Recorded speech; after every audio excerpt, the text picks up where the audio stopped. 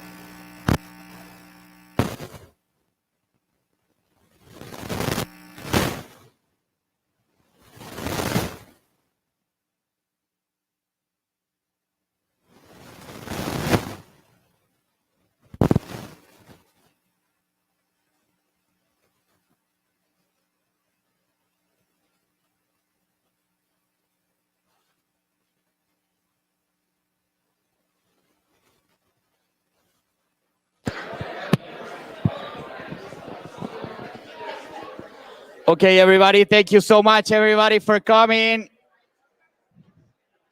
I appreciate if you guys want to start grabbing your seat up to the front, grab your drink, and enjoy the good networking and the amazing panelists we have today. Thank you so much, everybody, for coming. We're going to start in a few minutes.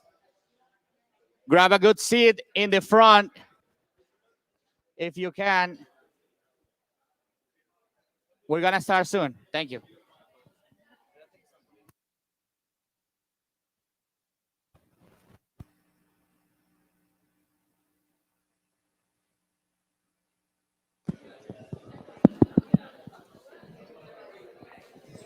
Thank you, everybody. Can we start? We'll be starting shortly. If you could please grab your seat so we could begin.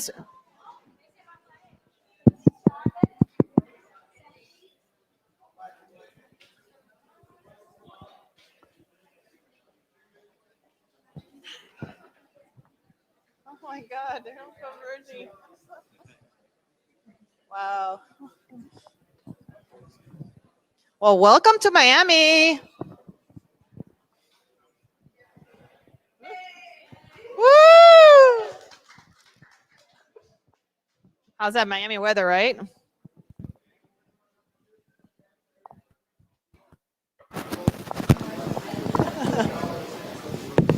Fantastic. So we're going to start shortly. If you could please grab a seat and we'll begin soon.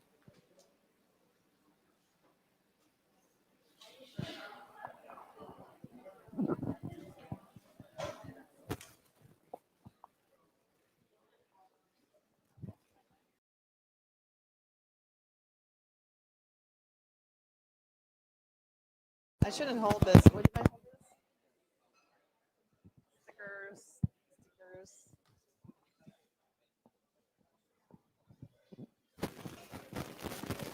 Yeah, do some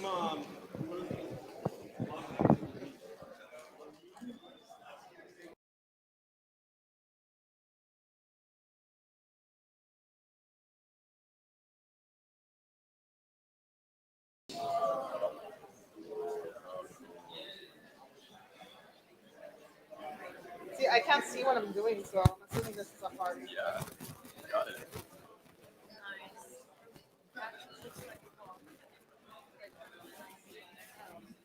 Some weird heart. Oh, and the light, yeah, it shimmers in the light.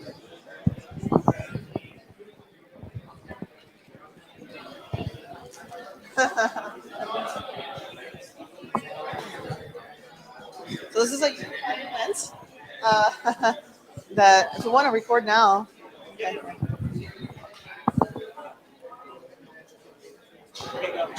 Well, thank you. So we're part of the official Bitcoin 2021 satellite event. This is a Unify IT event that's based here in Miami, Florida. We're located at the Lab Miami in Wynwood. So we're going to be talking about social tokens and our as well as Salim Ismail from OpenExO. So I'm kind of excited to be here. Wearing my mermaid dress because we're celebrating Ocean Month and also part of the SGG goals as well. So join us. We'll be live streaming at this through our social media channels. So look for us, UnifyIT.co.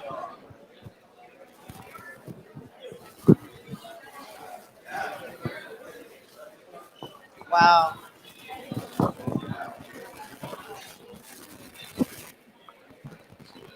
Decentralization.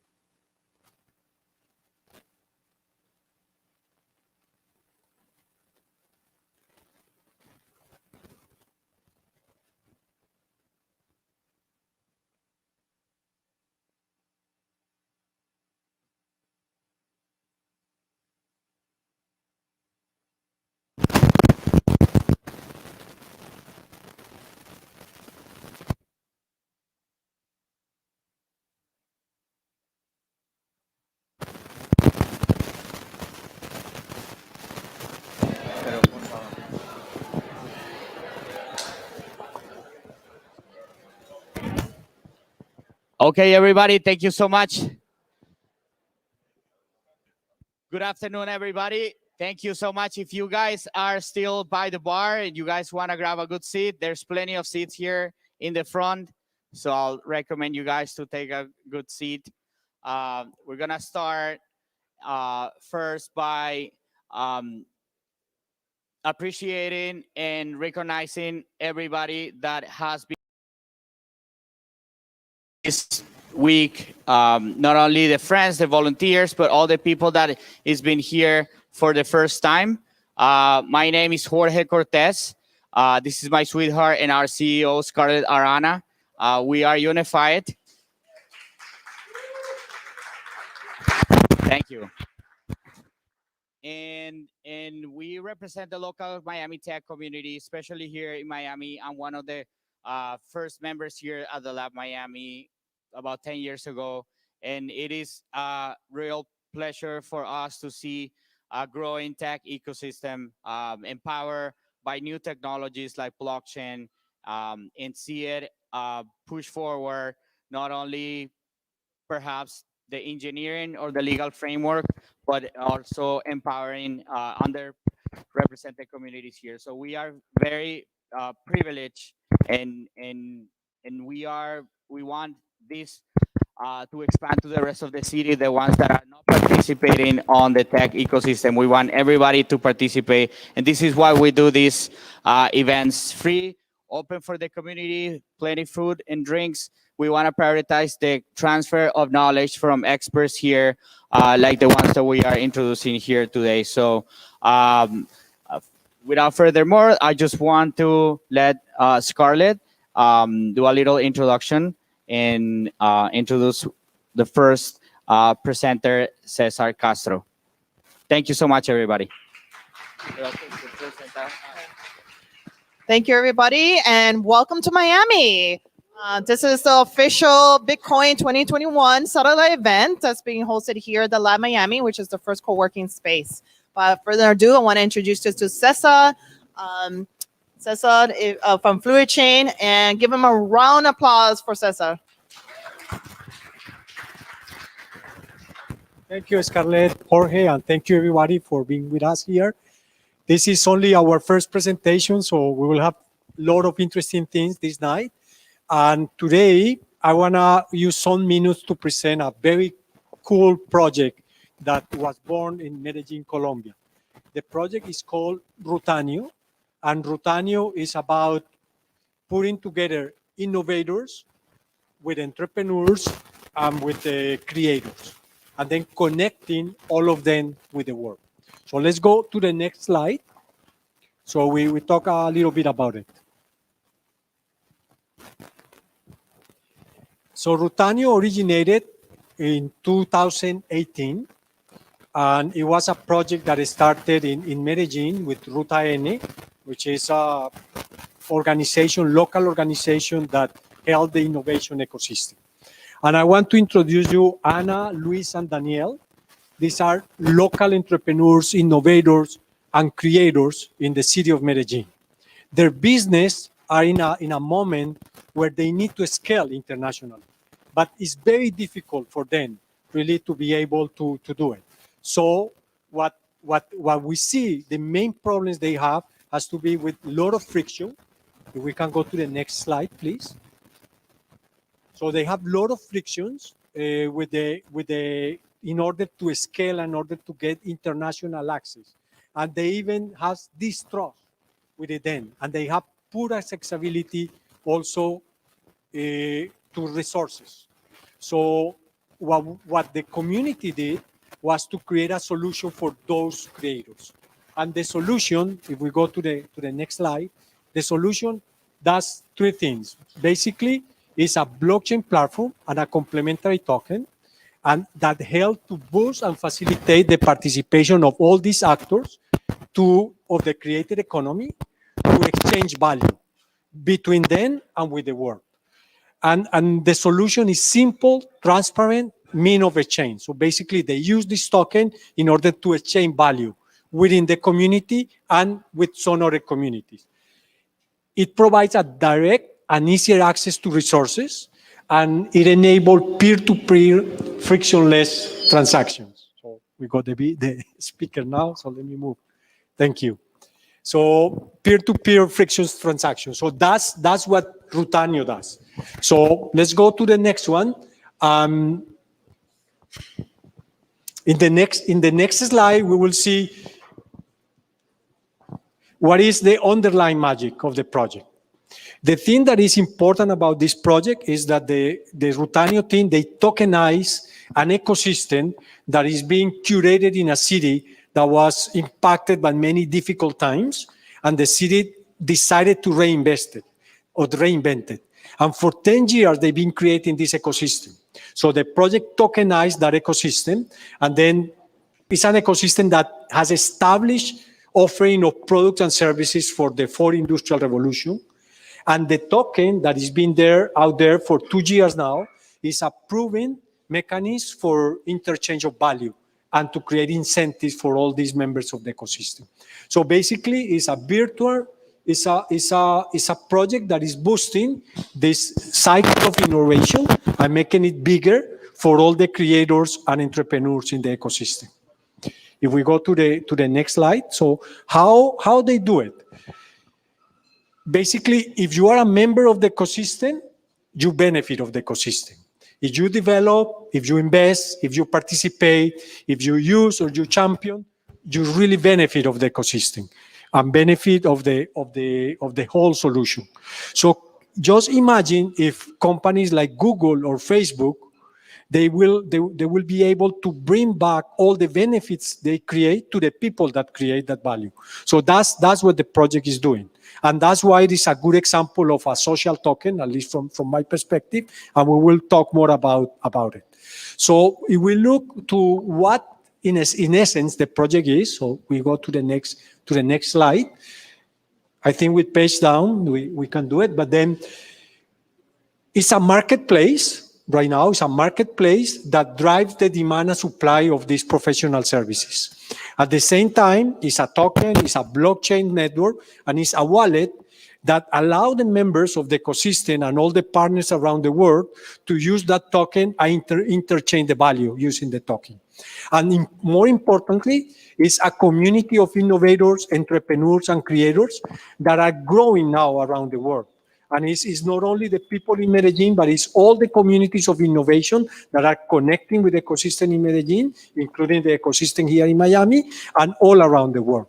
So this is the work that the project has been doing in the past 2 years, and I think the thing has to feel really very proud of that work. So if we go to the next slide, the next slide is about the what.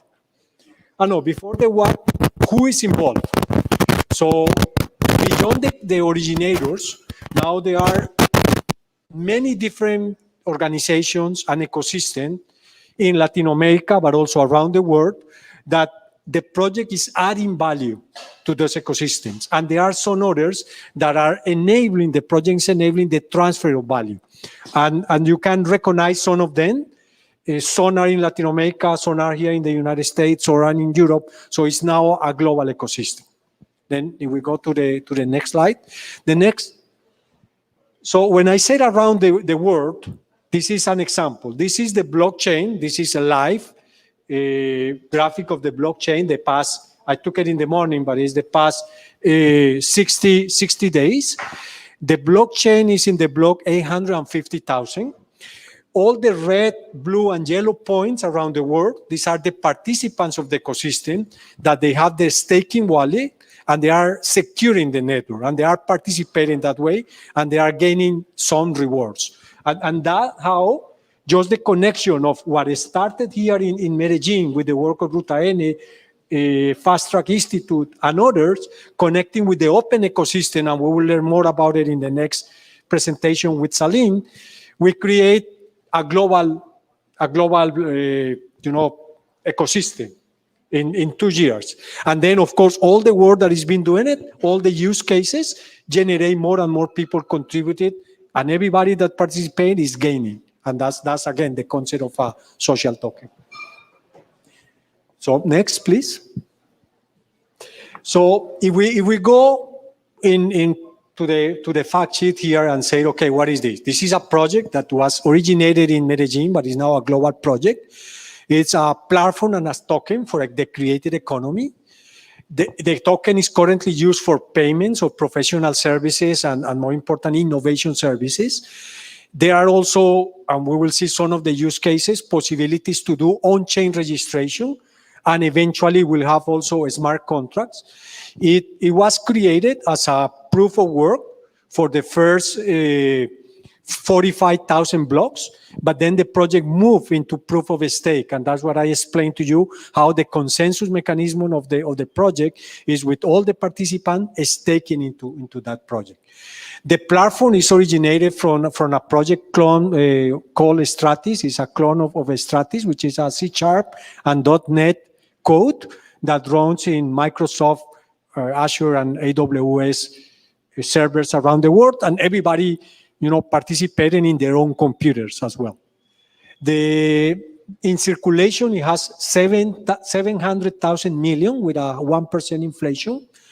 The distribution is being doing from some pre-mined with airdrops and bounty to the creators, and with a lot of community-driven use cases. The community proposed the cases, and the community approved the cases, and that's how all this distribution is doing. And everybody that is doing work, they receive tokens, and then they benefit for the value that they are creating. So if you are interested, you can visit the website, you can visit the Discord, you have a way to connect also in the QR codes in your seats. You can download your wallet, and you can also start doing work in the marketplace and gaining Rutanios in this case. So we can go to the next slide. The project started in 2008 with a collaborative agreement with Rutanio to boost the blockchain technology in the city. Then during 2019, the team created the blockchain, and the blockchain was launched, and also the marketplace has a soft launch. In 2020, the Rutanio team has been working on use cases, distribution, and in the second half of 2020, during the COVID, it was a lot of work in the Latin American expansion. For 2021, utility growth and distribution has been the main points for this first half, and into the second half, the project is looking into liquidity. Importantly, it's an exponential organization in itself, because it uses the attributes. It has a strong purpose to help connecting creators, innovators, and entrepreneurs around the world. It leverages community, algorithms, and engagement to connect with the abundance of talents, with the abundance of possibilities, the abundance of data. And then they use interfaces like the wallet, the marketplaces, experimentation. All these use cases are provided by the community, and autonomy, because it's the community themselves, the one that is regulated and the one that is government. Eventually will become a DAO. It's not a DAO yet, but it's an organization, a self-driven organization by the community itself. So that's the project about. And then if we go to the next one, the next slide is about the creators. So it was created with Rutanio Fast Track Institute, which is part of the ExO ecosystem and accelerate technology into society. Fast Track runs some of their sprints, the Fast Tracks in Medellin, actually 8 sprints back in 2017 with Rutanio and some other collaborators. And this initiative, born from that relationship. It's been articulated also for OpenExO.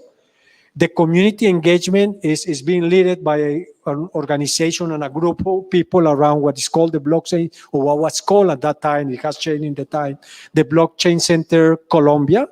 And all the tokenomics and the blockchain technology is being supported by Fluid Chains. With this in mind, so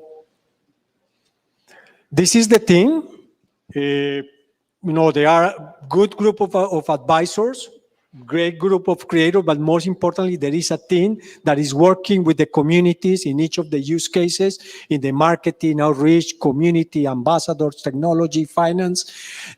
Most of them are based in Medellin, but the team is also hybrid with people around the world. And next one, please. And for the project, from my point of view, the exponential path is just starting. Up to date, it's been 900 downloads of the digital wallet. 40 million rutas has been distributed, and 300 million has been assigned via the governance mechanism that the community has set up. There are 2,000 members of the community and people that is passionate about transforming this creative economy. And this is just the beginning of their exponential path. So with that, thank you very much. The last slide. And visit, I want to invite you to visit Rutanio, and make sure that our friends here, Ana, Felipe, and Luis, they are now, benefit from the token and making their business scale and connect with more companies internationally, as they were not able to do it before the project. So thank you very much, and that's all. We will have the chance to talk more about it during the panel, but now I want to introduce Salim Ismail. He's our main speaker. He's going to be talking about a very interesting project, the ExO Economy, and how the ExO Economy is transforming the world. Most of you know, but Salim Ismail is a well-known author. His book, Exponential Organization, is being translated in many languages and is being recognized as a bestseller. Most of the companies and entrepreneurs has read it, and we have, you will learn more about the ecosystem that he has created. Salim was also founder of Singularity University and the first director of Singularity University. So we know more. Salim, thank you for being with us today. Thank you, Cesar. How many of you are familiar with my background? Just a show of hands. Okay, a bunch of you. All right. So I'm going to keep this short. We have 30 minutes, but I think some Q&A would be more interesting.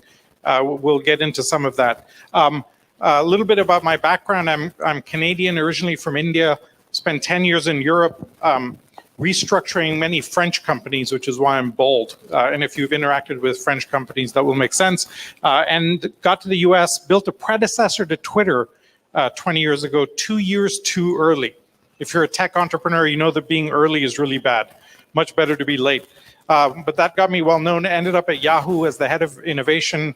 Learned a fundamental lesson which is now driving a lot of our ecosystem, which is when you attempt disruptive innovation in a legacy environment, the immune system attacks you, right? And we have this problem in every big company in the world because all our organizations, certainly our big organizations, are designed for efficiency and for predictability. And yet the world is now moving forward on a very disruptive basis. And our ecosystems and our big companies are not set up for that. And it's bad in the private sector, but much worse in the public sector, right? You have bankers fighting Bitcoin, taxis fighting Uber, and we can't move society along quickly enough. And certainly we're not able to absorb new breakthroughs quickly enough for what's happening today. So coming out of Singularity, which I've built for about 7 years, I wrote this book, Exponential Organizations. And how many of you have read the book? Just quick show of hands, a few of you, okay? It basically talks about how do you scale an organization structure as fast as you can scale technology. Like we can scale technology very fast these days, but the actual organization is painfully incremental and linear, as many of you know. And so we wrote this book tagging and looking at how are the fastest companies in the world growing.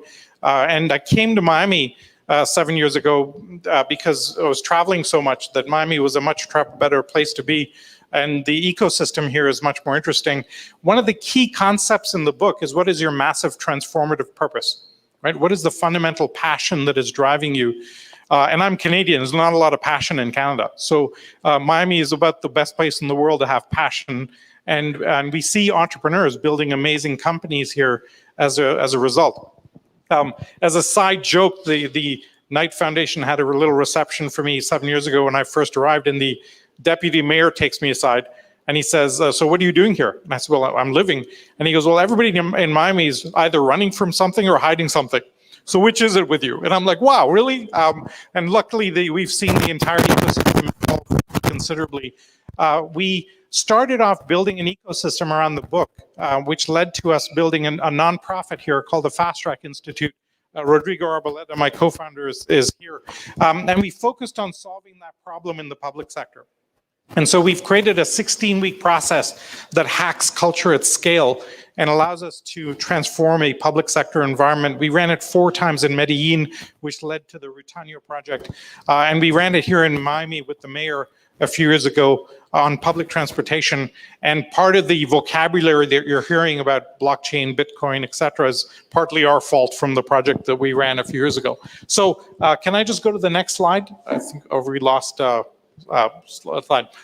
I can just go without slides if you need me to. Don't worry about it. I'll just go without slides. Okay. So we built this ecosystem, as I said, based on this book. Here's the model. All companies, exponential companies, have a massive transformative purpose. Uber doesn't hire its own staff. TED uses community. Google uses algorithms.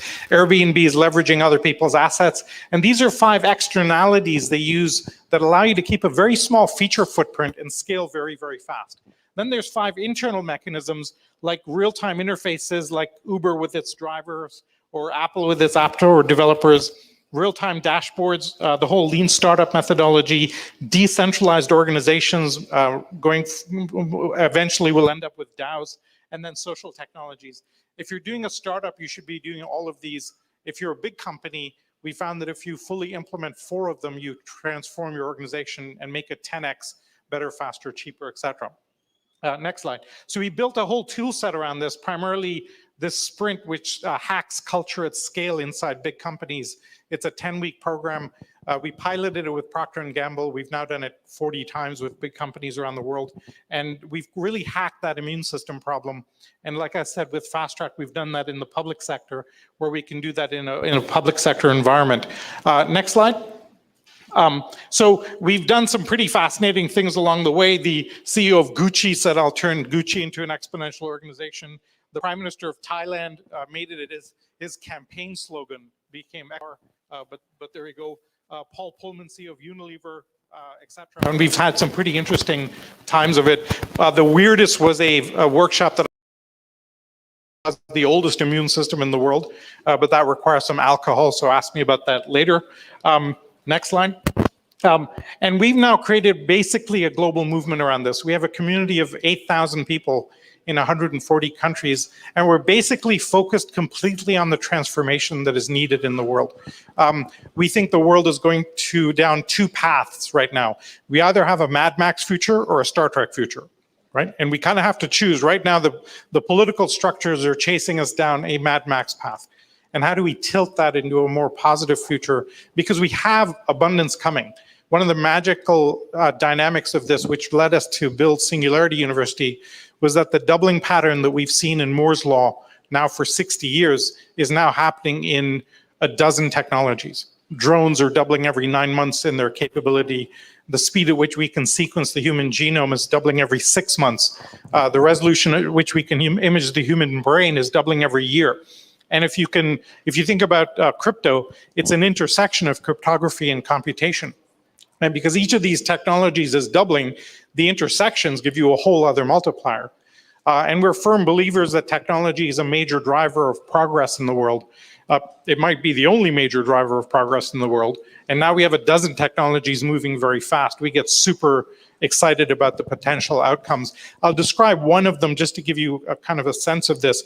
There's a company here in Miami called Wellways, which has developed an 8-inch diameter pad that allows women to detect breast cancer.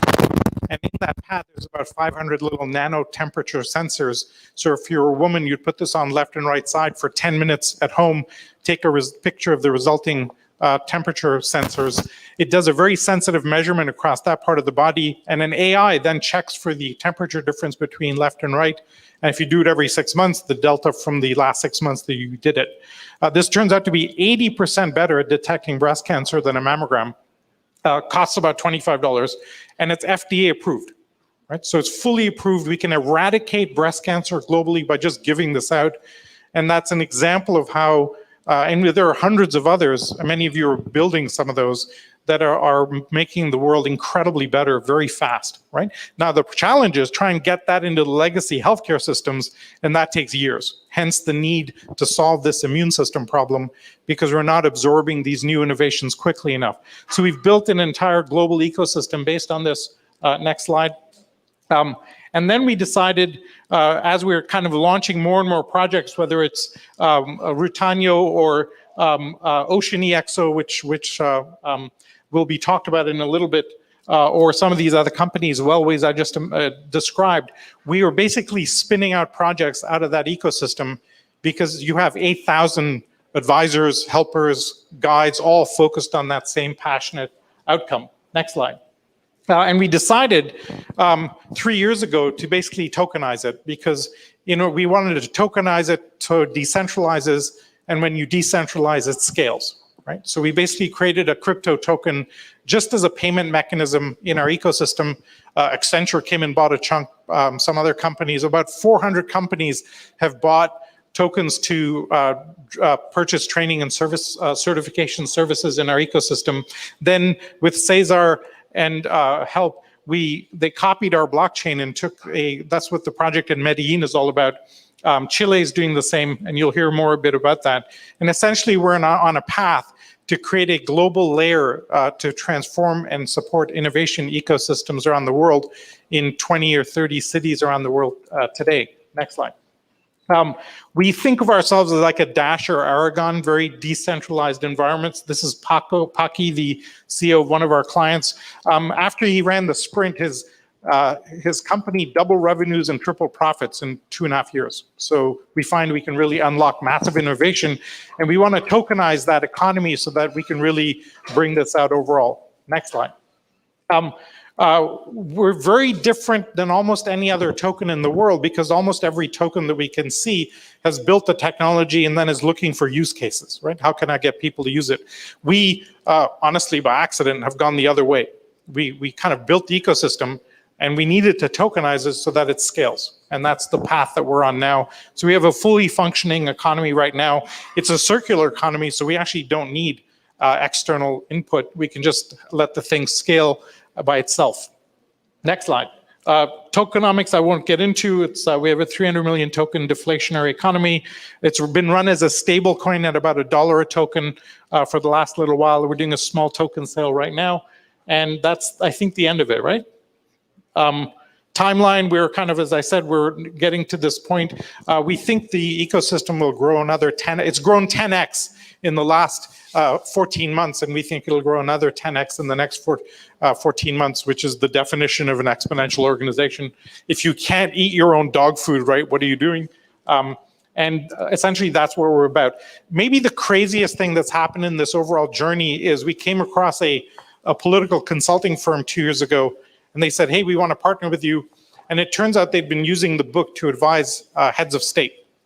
And when we looked into it, it turns out to be almost 40 heads of state. And so along with a tool set and a community and some real outcomes, we now have access. And so we're on a path to let's just hack the world because we can, and Lord knows we need it. And so that's essentially what we're up to. So that's OpenExO. Any questions? Happy to take some questions. And how many EXO members do we have here, by the way? Can I see a show of hands? A bunch of you? Okay, excellent. You can see them very sleepless as they try and absorb all this chaos. Any questions? No questions about ultimate dream is to basically create tool sets that can be used by anybody in the world to shift from Mad Max to Star Trek. Across the world. I mean, clearly we need to tokenize, let's say, land titles, right? Hernando de Soto, we've been talking to him, the economist in Peru. There's about 280 trillion of global real estate assets around the world. If we just put land titles on the blockchain, he estimates we'll release about 20 trillion into the global economy, just because it's transparent and analyzable, et cetera, et cetera. But try getting a government to not be authoritative of who owns what land, you get a huge immune system response, right? Because how would you have corruption if they weren't authoritative on that land? And so those are the types of things we want to push and transform. Yeah. What's the opportunity for people to get involved, whether programmers or media, or actually just Yeah, so 2 or 3 things. One is come and join the ecosystem, openexo.com. It's free. You get access to 8,000 people that are passionate about this transformation. When you download a wallet, one of our wallets, it has a full node and a stack in it, so you can do enterprise testing in the local wallet, which is pretty interesting. And so there's a bunch of other things that we're doing in the ecosystem. Yeah. Yeah, I've been a strategist for exponential growth projects, not necessarily related to technology, but we use them. Like 20 years we've been doing decentralized organizing for different projects, and now we're trying to integrate technology that we're contained our directors and activists in many cities. So we're trying to build that process of interfacing newer technology years ago.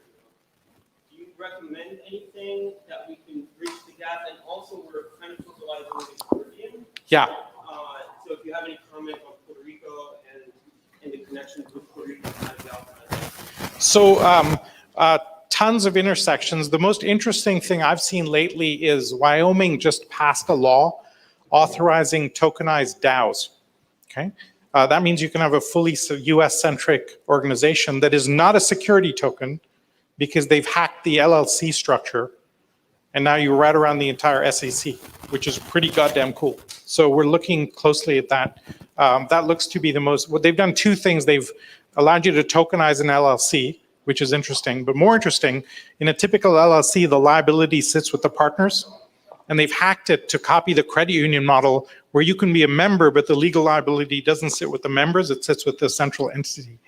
And so by separating that out, we can essentially now create, and we're looking closely at that to turn ourselves into a DAO, because it doesn't scale unless we can do that, right? No centralized structure can scale as fast as we need it to. Let me rise a level above this. At a very kind of metaphysical level, we've run the world for the last few hundred years on very male archetypes. The corporation, Judeo-Christian religions, the military-industrial complex, top-down pyramid-style hierarchies that are really good for navigating scarcity, right? Very command and control structures. But if you look at what's happening in the world today, as we enter a world of abundance, you actually need a female archetype to manage abundance. And we're seeing that in the rise of Burning Man, the maker movement, DAOs, token structures, etc. We're seeing that rise of this nurturing, participatory, cross-linking environment. The problem with the male archetype, when it meets abundance, it relates to it as power and tries to hoard it. Wall Street money, Middle East oil, etc. The female archetype shares it around, which is what we see in the crypto world and in the maker movement, in the Burning Man movement, etc. And we need to move to those structures, otherwise we're going to rip ourselves to shreds. And so that's essentially the work that needs to be done, is how quickly can we shift to those and how painful would it be. And we've seen these big inflection points in the past. They typically come with wars, which is not a great way of progressing civilization, right? Technology is a much cheaper way of progressing civilization. And we can see that now. If you talk to the Yuval Hararis of the world and the Niall Fergusons, every civilization in the past got to a very complex level and then hit some boundary condition and then suddenly collapsed. Right? And whether it's the Romans or the Incas or the Mayans, if you talk to those folks, the anthropologists, we're kind of at that point now. A lot of the conditions are there where we're teetering on the edge of this. And we need to create these new models so that as we fail over from the old structures, it'll fail more elegantly. So that's essentially the work that we're doing. And I think one way or the other, we're all doing that kind of a work. So yes, ma'am. Yes. How do you see crypto disrupting humanity, and how you see philanthropic actions, especially right now, where we're facing challenges related to environmental and social inequities? So I think 2 things. I think one is the beauty of crypto is it gives you transparency. And when you have transparency around a project and crypto gives you that transparency, you have a very clear sense of what's happening, right? That's one, I think. The second is that as we get to tokenizing more and more assets in the world, the amount of wealth that will be released to be used for important projects explodes. Now we're seeing the rise of asset classes that are being used to support crypto, not by turning into crypto, but by collateralizing it, right? And a lot of people are starting to do that as a philanthropy, saying, I won't buy your token, but I'll support it and underpin it and act as the underlying gold standard for your crypto so that you have enough credibility in the marketplace. That way they don't risk the core capital, but you still give a lot of structure in place. Overall, I see the space as it's like the internet in 1995, right? It's just starting. We can kind of see this magical future coming, but we don't know quite what it looks like. It's moving much more quickly than the internet in 1995, thankfully.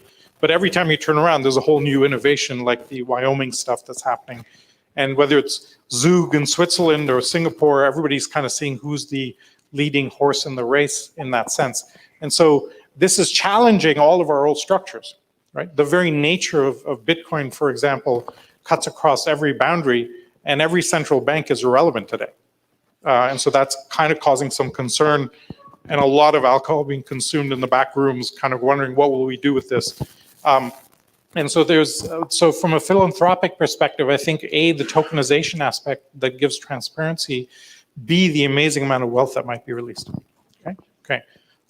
Question there, and then we'll go here. How much time have I got left? So just cut me off when we need to, Cesar. We'll do these two questions.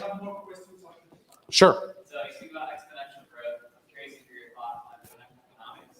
Yeah. On the other side, kind of building off Claudia's question, how do you see crypto incentivizing environmental?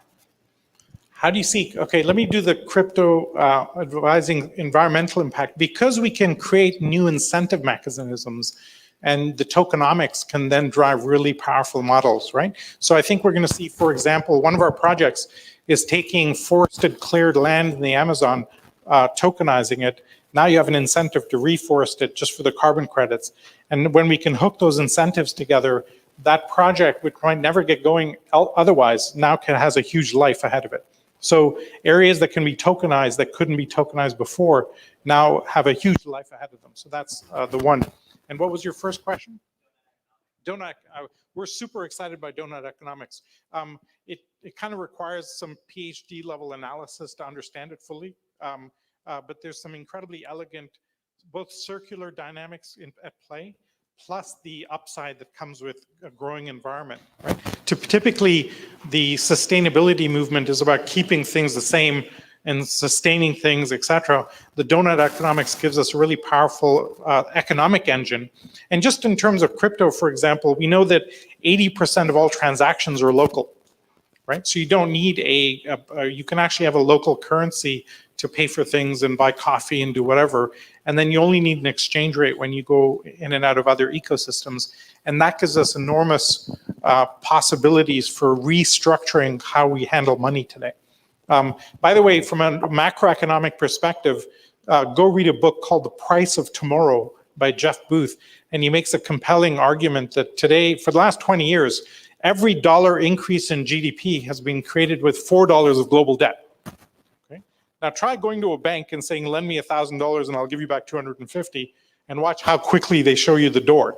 And yet we've been running our global economics this way, which is clearly not sustainable.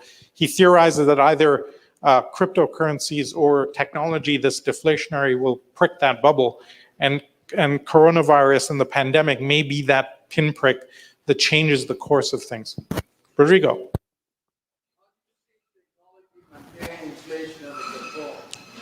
How do you see technology maintain? What do I see? How do you see technology maintaining inflation under control? It's going to be $5 trillion being printed right now. Yeah, No support whatsoever. it doesn't. It doesn't. This is the only tool left to central banks, as far as we can see today, is the printing of money, right? And we actually did a 2-hour webinar about a month ago, an hour on why fiat currencies fail. Because when they created the fiat currency systems and floated off the gold standard, they didn't think technology was deflationary. They didn't realize that it was.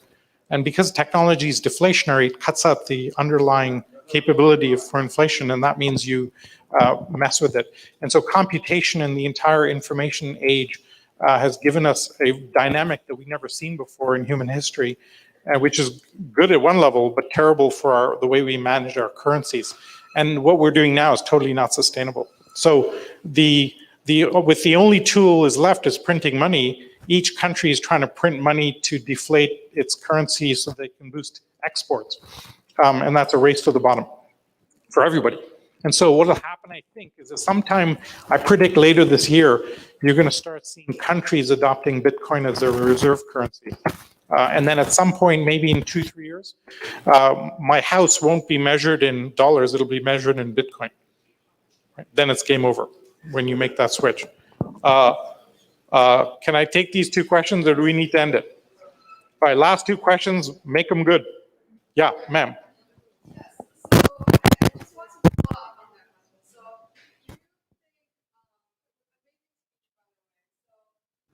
Right now, as we know, BTC is still pegged to US dollar, and as we all know, that US dollar is highly inflationary. So, which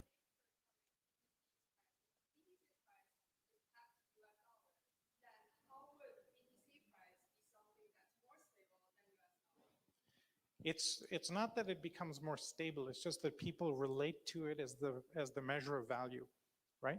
So there's 3 reasons for money: store of value, means of exchange, unit of account. Bitcoin is essentially digital gold, so that's the means of store of value.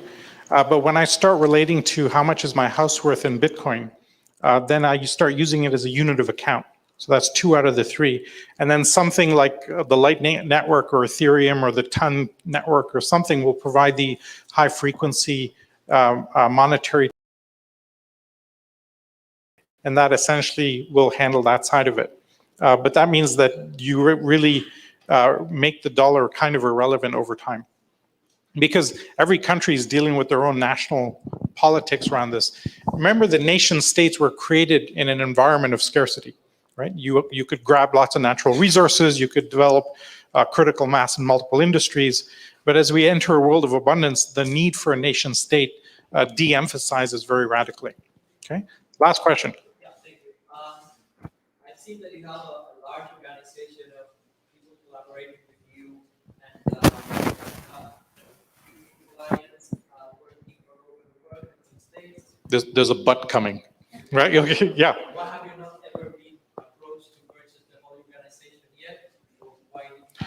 We have, but we have an MTP, which is to transform the world. And if we sell the organization, then I have to make sure that the purchaser has the same MTP. And in a corporate environment, they don't. So we've had 2 acquisition offers, and we've said no to both of them just because we're not here for that. We're not interested in that. Okay. Thank you. You know, there's very clear guidance that shows once you make about $70,000 a year, right?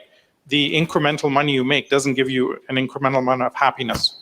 And so we have, for those of us who have kids and are watching what's happening globally, whether it's climate change or the politics in the US or what's happening in the Middle East or income inequality or whatever, we have to solve this problem. I think the next 20 years dictates the next 500 years of humanity. So we're in a very delicate position. So if we can navigate this next 20 years properly, then I think we're on the right path. Otherwise, we end up in kind of the dark ages. All right, I think we have to end it here. We need to go to the panel. I'm around later for more questions and drinks, etc. Cesar, back to you. And how are we doing this? Jorge will take it. All right. Questions after the panel, we will open up then for more Right. questions. Thank you so much, Salim. Please, let's give him another round of applause to Salim Ismail.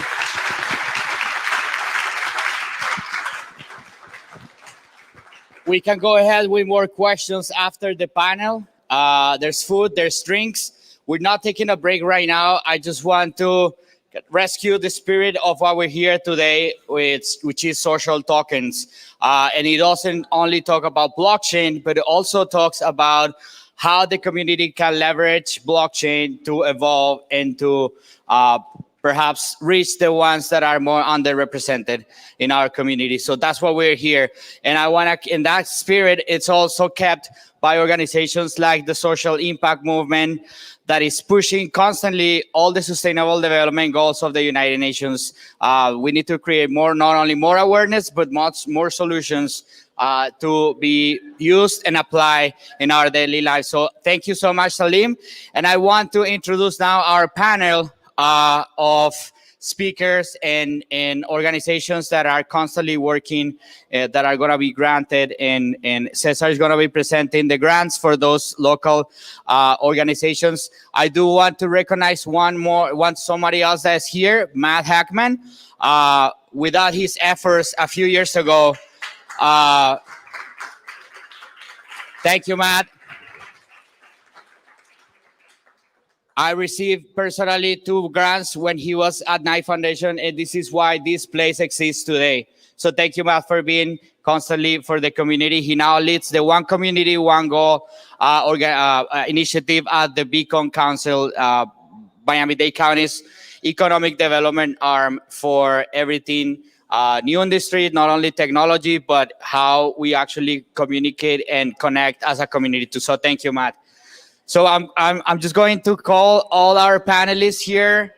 Claudia Akel, she leads the social impact movement here in Miami. Yeah, let's do this in order. Alice, welcome. We're gonna let them introduce themselves as well, because their work is not only important, but it's I think it's underrepresented sometimes. So this is why we're bringing them here. And blockchain is not only about shitcoins or Bitcoin. It is also about how technology can progress society. So thank you everybody for being here as well. All right.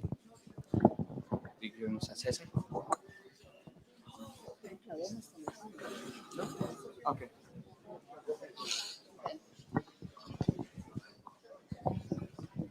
Hello, everybody. I'm going to ask for our panelists to come and sit. Alice, Salim, Cesar, please take a seat. Yeah. We have only have one microphone. Okay, so we pass that along? Yeah, I can Okay. sit here. You can sit there. Yeah? Yeah. It's gonna just sit here. Okay. Thank you.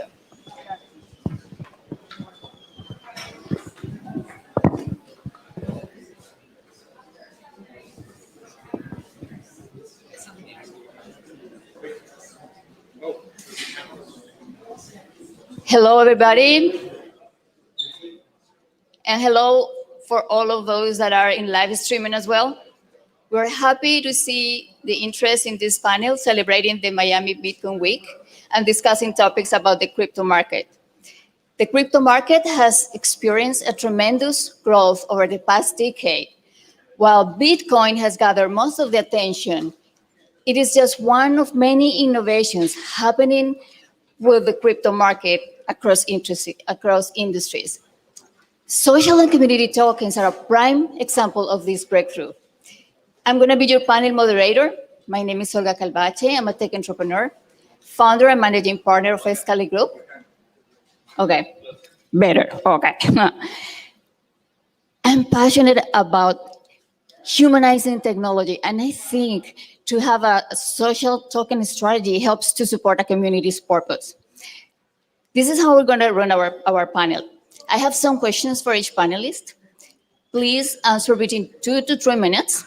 If any of the panelists have some thoughts to add to the question, feel free to chime in. We're going to run this panel for 20, 25 minutes, and then we're going to open questions from the audience. So please have your questions ready. I'm going to introduce our panelists first. Ladies first, Alicia McLaughlin. She is the founder of Classic Disruptors. She is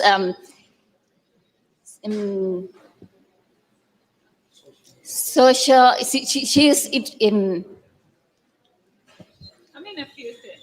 Let me help you. Digital marketing strategies. You are focused more on business continuity, blockchain, and startup practice. She's a social media influencer. Salim Ismail.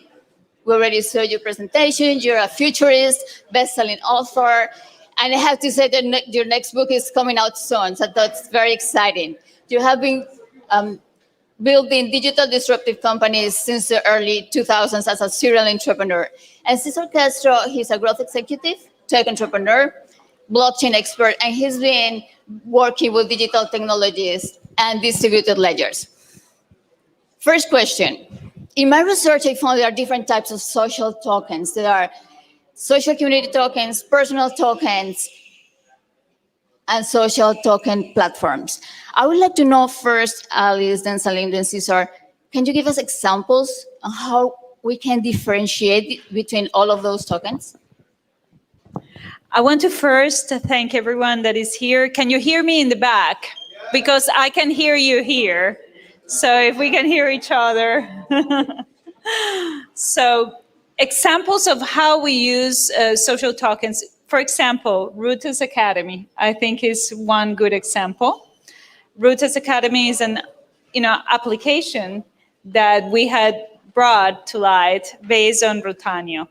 So basically, it's a way of offering certifications through teaching skills in the technology world or business smartness or whatnot. So we can give to people specific training or capacitation, into areas that will make their business better. That could be one. Another one could be arts, but that's a big talk for me. Cesar? Yeah, sure. I want to talk a little bit first about NFTs. NFTs have been very big in the past year. What I think is important about these NFTs is that it allowing creators, artists, not only to expose new art, but also to monetize the art. And that's a good example of personal tokens. And the blockchain technology is behind it. One NFT that is kind of new, I learned about it recently, but I think it's a good example to your question.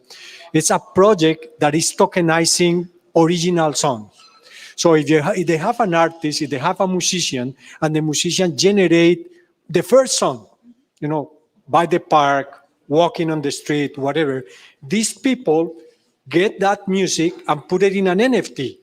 And then somebody buy it and somebody own it. Why? Because they think that artist is going to be big in the future, or because they want to support the artist, or because many, many reasons. So that's an example of kind of what I think personal token.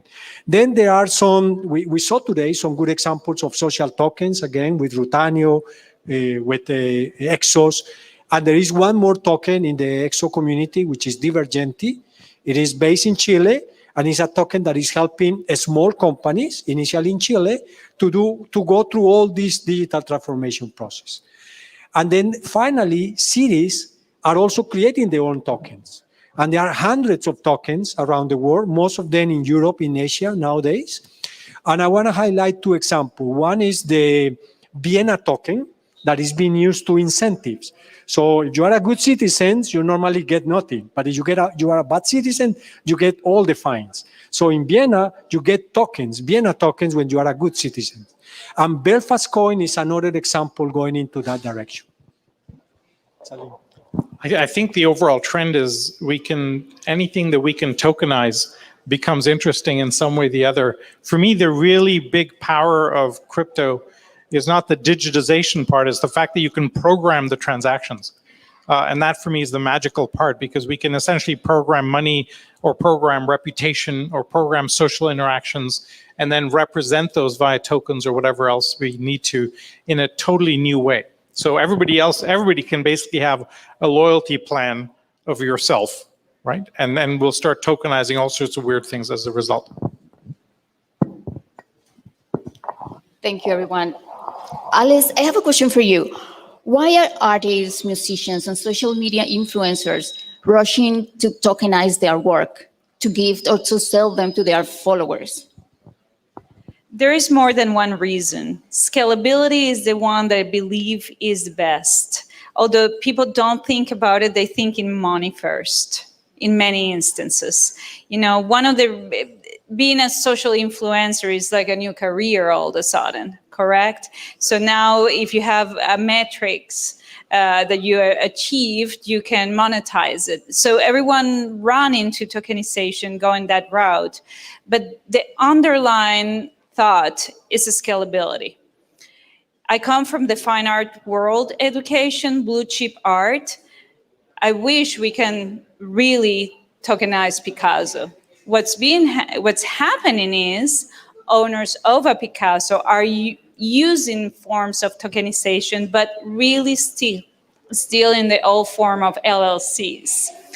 So basically, I see it two ways: scalability, democratization, big. Who would like to own a blue chip piece of art? Who would like to own a Picasso? Raise your hand. Who would like to own a Monet or a Rodin? It will be darn difficult. You have to make 20 mil to buy a little piece. And maybe it's not the best piece of Picasso, but what about if we really achieve that ownership, even if it's in a minor scale of that artist? And I believe that's in the new artists, the magic, they understood that they can transcend their life 10 times fuller and through time, many times over. That's my personal point of view, but coming from the fine arts world, blue chip scale.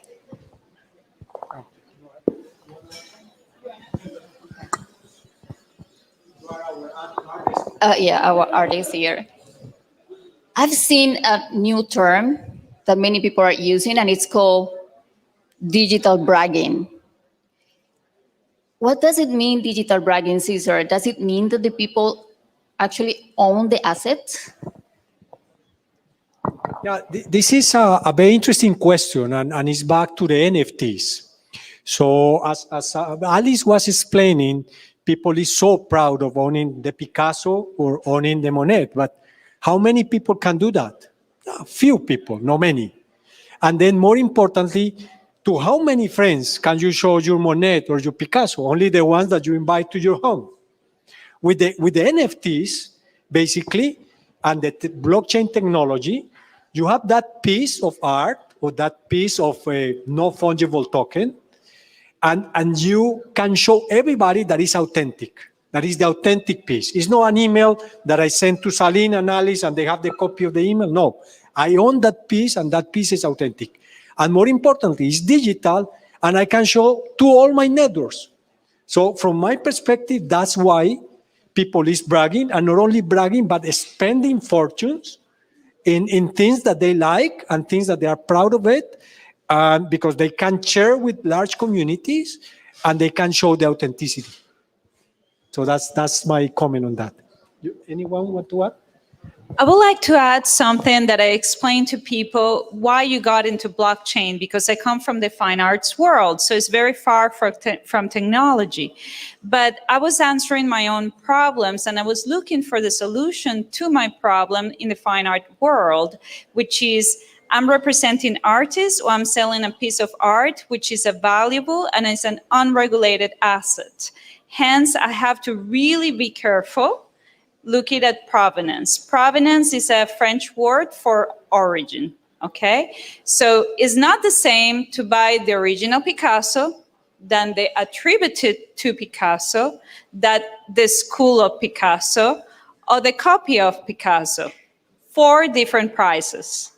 Or maybe perhaps we don't know, oops, we discover there is a new Picasso. Real, not real, etc. And all these get validated by one source, which is the Catalogue Raisonné. One source in the world for millions of dollars being transacted in canvases. Wow, right? So for me, blockchain was like, aha moment, eureka. And I took the time to certify it myself, not being an engineer, not being from the tech world, to really understand this technology and to be part of the technology, be part of the movement, but also bring the solution to the community, not only of artists, that anything that has to be and has to do with intellectual property. I'm a defender of intellectual property forever. I'm a journalist by trade. So everything that I had produced that is my intellectual property has brought me the money that I can feed myself. So for me, it's the premise. You know, all this technology, which is blockchain, that created tokens as a form of transaction. Alice, if you allow me, I think Alice just made a very important point that I want to highlight. Back to Olga's question, is yes, I own that NFT. Yes, I own that digital token. But from the creator perspective, they can program, as Salim was saying before, which is important about blockchain, they can program different things. So if the artist decide they want to keep the copyrights, the IP, they keep the copyrights and they keep the IP. And they can monetize that. But I still own that piece. I don't own the IP, but I own that piece, and I can show everybody that I own that piece. So I think that's a very important concept. And it's awesome what Ali say from the blockchain perspective, bringing people from sports, people from media, people from the art into the blockchain space, because a new category like NFTs just appears is so awesome for the industry.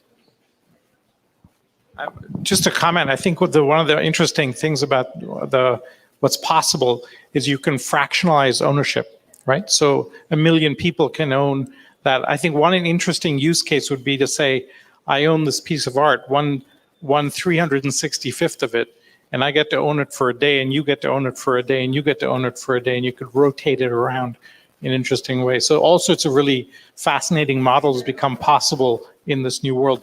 I just have a question though. Did you say there's one database of provenance of fine art in the world?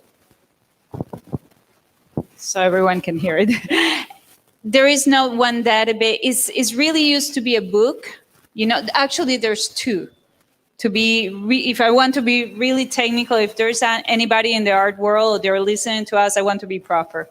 It's Catalogue Raisonné, and there is a Spanish one that is I'll come to me, the word. So, but basically they were encyclopedias that we will use in the fine art world to look at reference, and that in that encyclopedia, we will go and even compare signatures. You know, typical. Alice, I have a piece of art. Oh, my aunt has a piece of art and I need to sell it. 3 things I'll ask. What paperwork you have, a picture of the piece of art, whichever form it is, and a snapshot, the best you can, of the signature. That gives me the whereabouts. That's kind of my basic metrics to see which way I go or not. And how can I really go to either one of these databases to see if authenticity is now. The difference between the two databases, one was the Spanish one is really a collection of data. So it will show you signatures and signatures types that may have changed through time due to age of the person, most likely, or medium they have used. It changes a little bit when you sign in a canvas or on a bronze, for example. But also we will show to you how you sold through years in what auction houses, because that it has been the typical metrics in the art world, okay? The difference in the Catalogue Raisonné is the art piece gets published itself. So the word catalog means that. So these are all the registered art pieces that are to be known, validated by the experts to be the real ones. You're not there? Gray zone. You might not be the real one. So that's the difference. Sorry, I wasn't. It's okay. Salim, a question for you. As a big picture, how do you see the role of the tokenomics, in the evolution of the web? In the evolution of the web, I think, people call it Web 3.0. We have a whole bunch of different names for it. We've seen different instantiations of this for a long time. I think what's powerful to me about crypto in general is that the original inception of the web was an open architecture to communicate freely. So it was easy to send a message back and forth or publish a message, et cetera, but it was for communications. The crypto world with the capability of authentication allows me to deal with transactions. We've tried for 30 years to authenticate transactions on the internet with great difficulty, and now we have the authentication layer.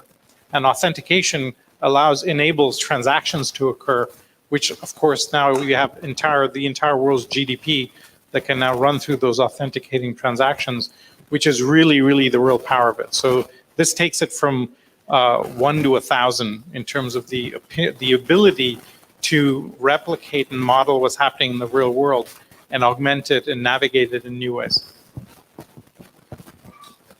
Thank you for that. Yes, I see there's the evolution, it's coming, and it's already here to stay, right? Definitely these social tokens are an intriguing category of the crypto assets, right? Because they can unlock monetary value.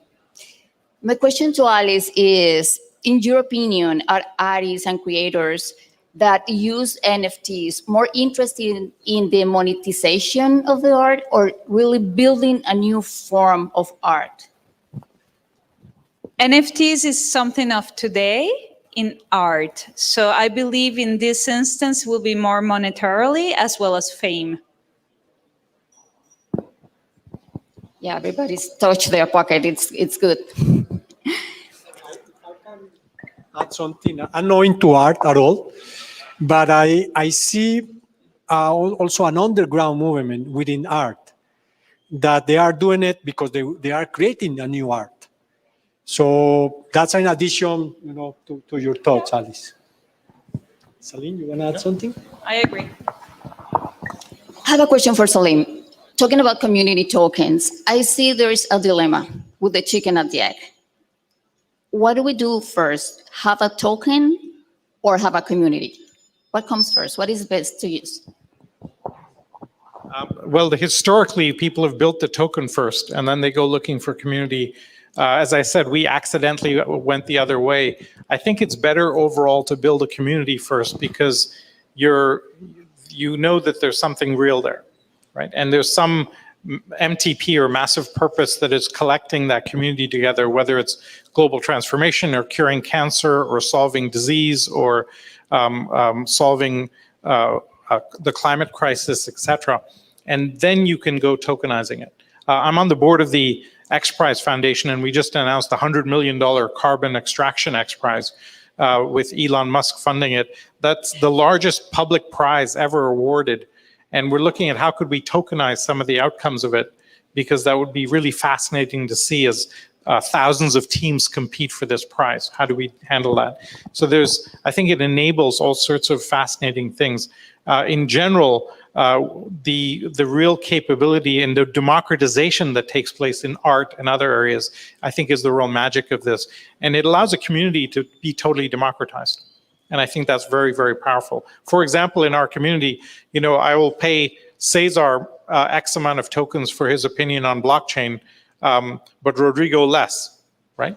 But if it comes to global affairs and diplomacy, Rodrigo is like 1,000 times more aware than many of us are. So depending on the expertise, we can now filter and aggregate those.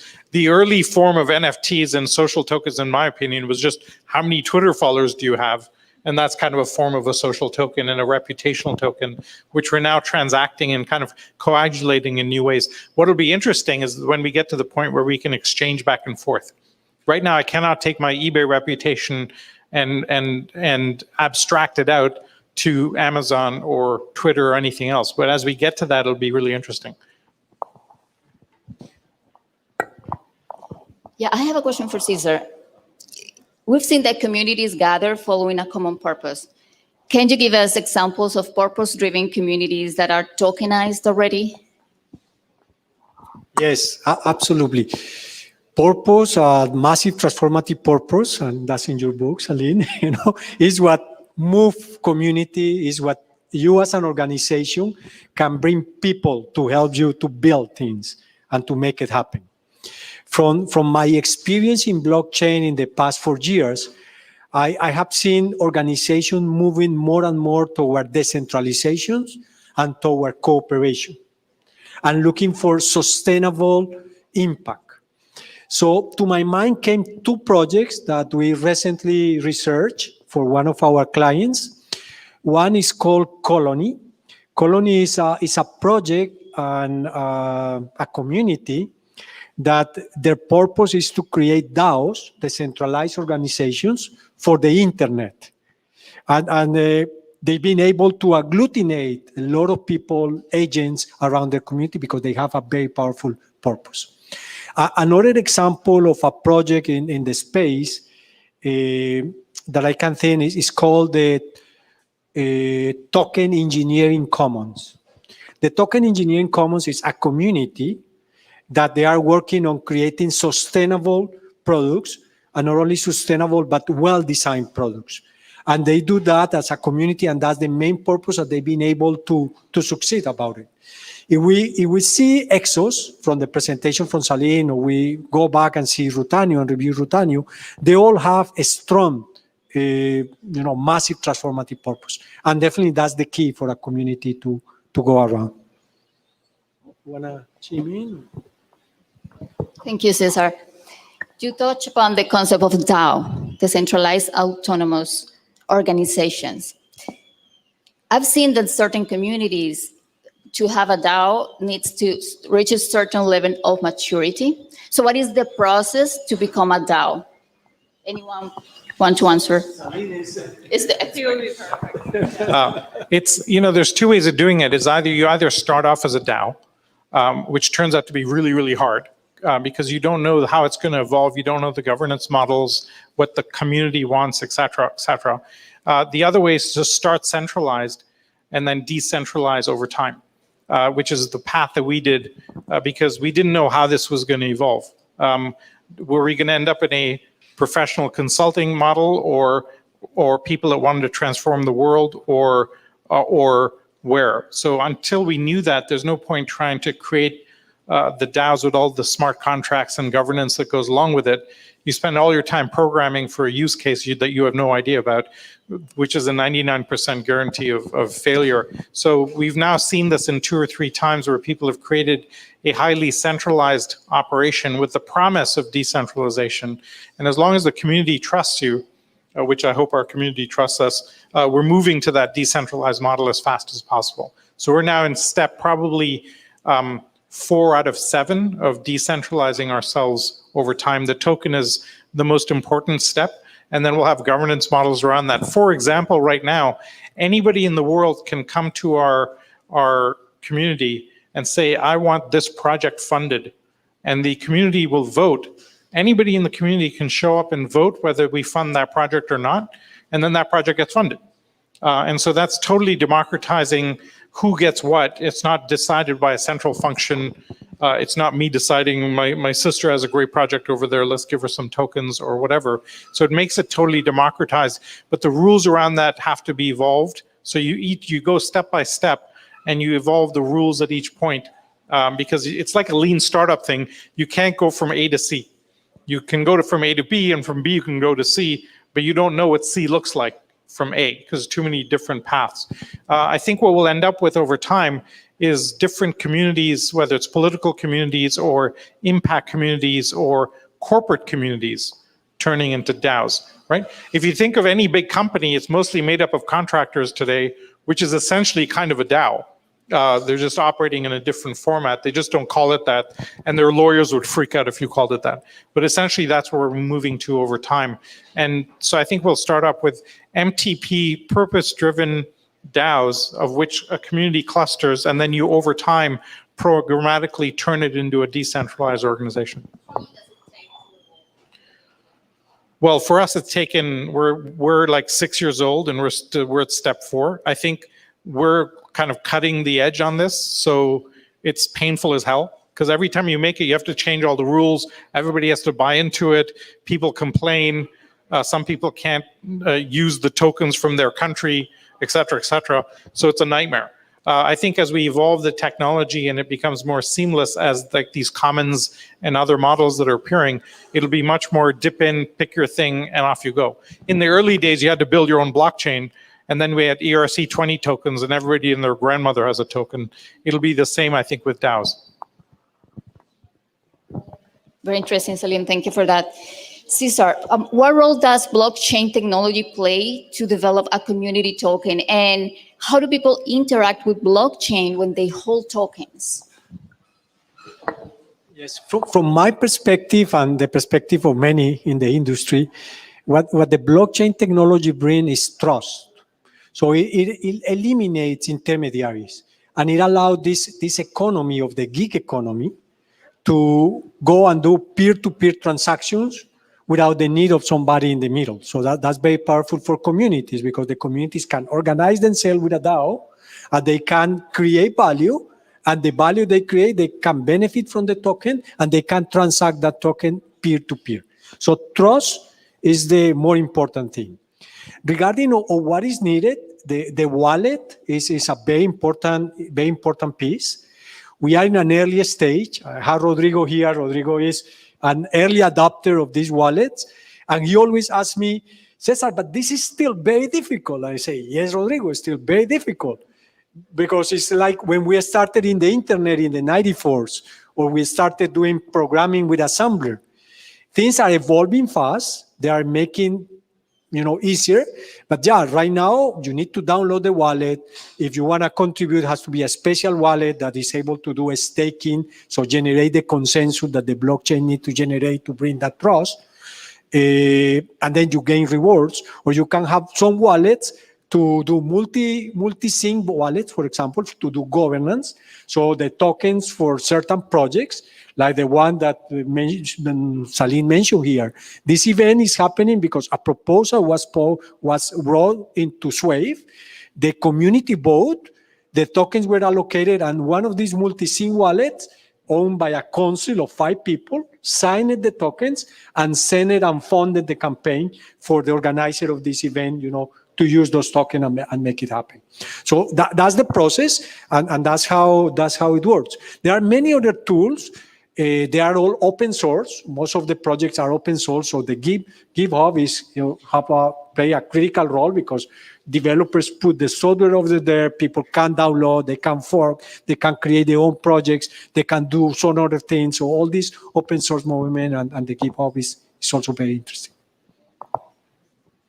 Thank you, Cesar. I guess Alice had a lot of wallets in her computer, right? Okay, Salim, based on your experience, in practical terms, what is needed for a community token to have monetary value?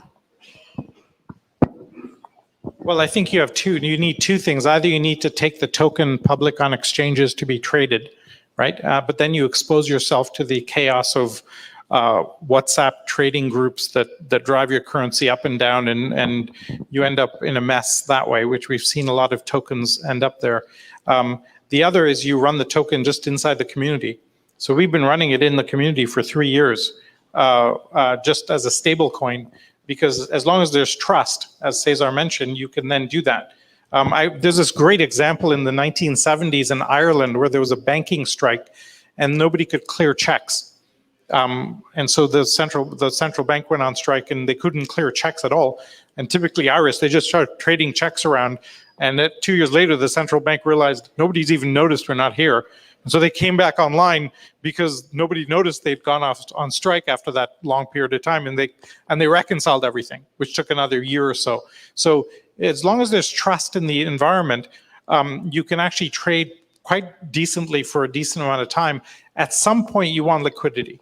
At some point, you want to be able to use that token for other use cases, buy groceries, or convert it into fiat where it can buy groceries, or turn it into an equity stake or a share ownership in something. So as long as you provide that endpoint that the community has trust in that, in our opinion, the longer you can wait, the better, because it stabilizes the ecosystem.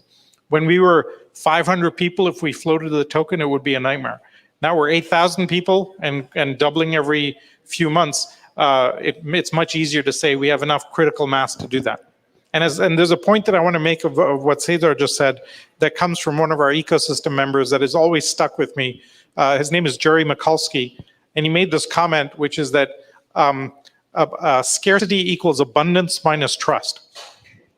So you have to think about that like for an hour. So I forget. So before you go there, Salim, you want to share a little bit about your plans to go into DeFi, how that works, or you cannot? No, I can't. Okay. Well, we're actually on a path to taking the token to increase liquidity for exactly the reasons I mentioned. Our community members for 3 years have been trading the token around. And the plan is to first go on what's called Uniswap on these DeFi token pools, liquidity pools, then on Pancake, and then on the major exchanges. And that's a steady, we want to kind of take it slowly. We had the foresight 3 years ago not to get into the ICO craze because we were building a long-term systemic environment, and we didn't want to rush to a market or get it out there too quickly and then suffer the problems later on. So we had, it took every ounce of discipline not to do it, but we managed to stay very stable, and now we're slowly starting to increase liquidity. So at some point in the near future, we'll take the token, have liquidity, and add more and more liquidity as it scales more and more. But we'll try and do it as the token scales. Philip Rosedale, who runs Second Life, gave me the kind of key comment around this. He said, see if you can create an algorithmic way of increasing money supply and managing the monetary environment, because then the community will trust it, and it's a set model. And so we're looking at things like that. Yeah, it's all about trust. Now we have 10 minutes for questions from the audience, if anyone wants to answer. Okay, go ahead. So earlier you talked about trust, I think, and building communities. Can you talk a little bit more about what this means, what blockchain technology means for people who like to have more control of privacy of their information? You go first, and I'll follow. Okay. Yeah, so the question is, we were discussing about trust. I'm going to summarize, and Emmanuel wants us to talk a little bit, people that want more security in their data and privacy. Yeah, thank you. So back to our early comment I made, imagine a new business model where the people that generate value in Facebook or generate value in Google, they collect that value. You know, so, and it's all about data. That business model is all about data and advertising. So with blockchain, people is able to keep the data and tell these platforms or these communities when to use the data, if you want or not. So if you allow people to use your data, you get some rewards. If you don't get the reward. So these kind of projects are happening. Salim mentioned before a project, Wellways. Wellways, yes, they have a path for breast cancer, to discover breast cancer in an early stage, but they also have tons of data. And they are evaluating very clearly how people can own that data, and they can even sell it, for example, for clinical trials. But then it's a decision of the people owning the data or giving the data to somebody else because they want the community to benefit and find a faster cure to cancer, or because you want to gain some rewards. Definitely the technology allows this peer-to-peer kind of data marketplace. I will say we are early in that idea, in that concept, but I see all these data plays moving into that direction. The big move of what you're talking about is called Identity 2.0, right? Today, I have a Google ID, I have an eBay ID, I have an Amazon ID. Over time, I'll have a self-sovereign ID, and I will lend an instantiation of that ID to a website or to a service to use.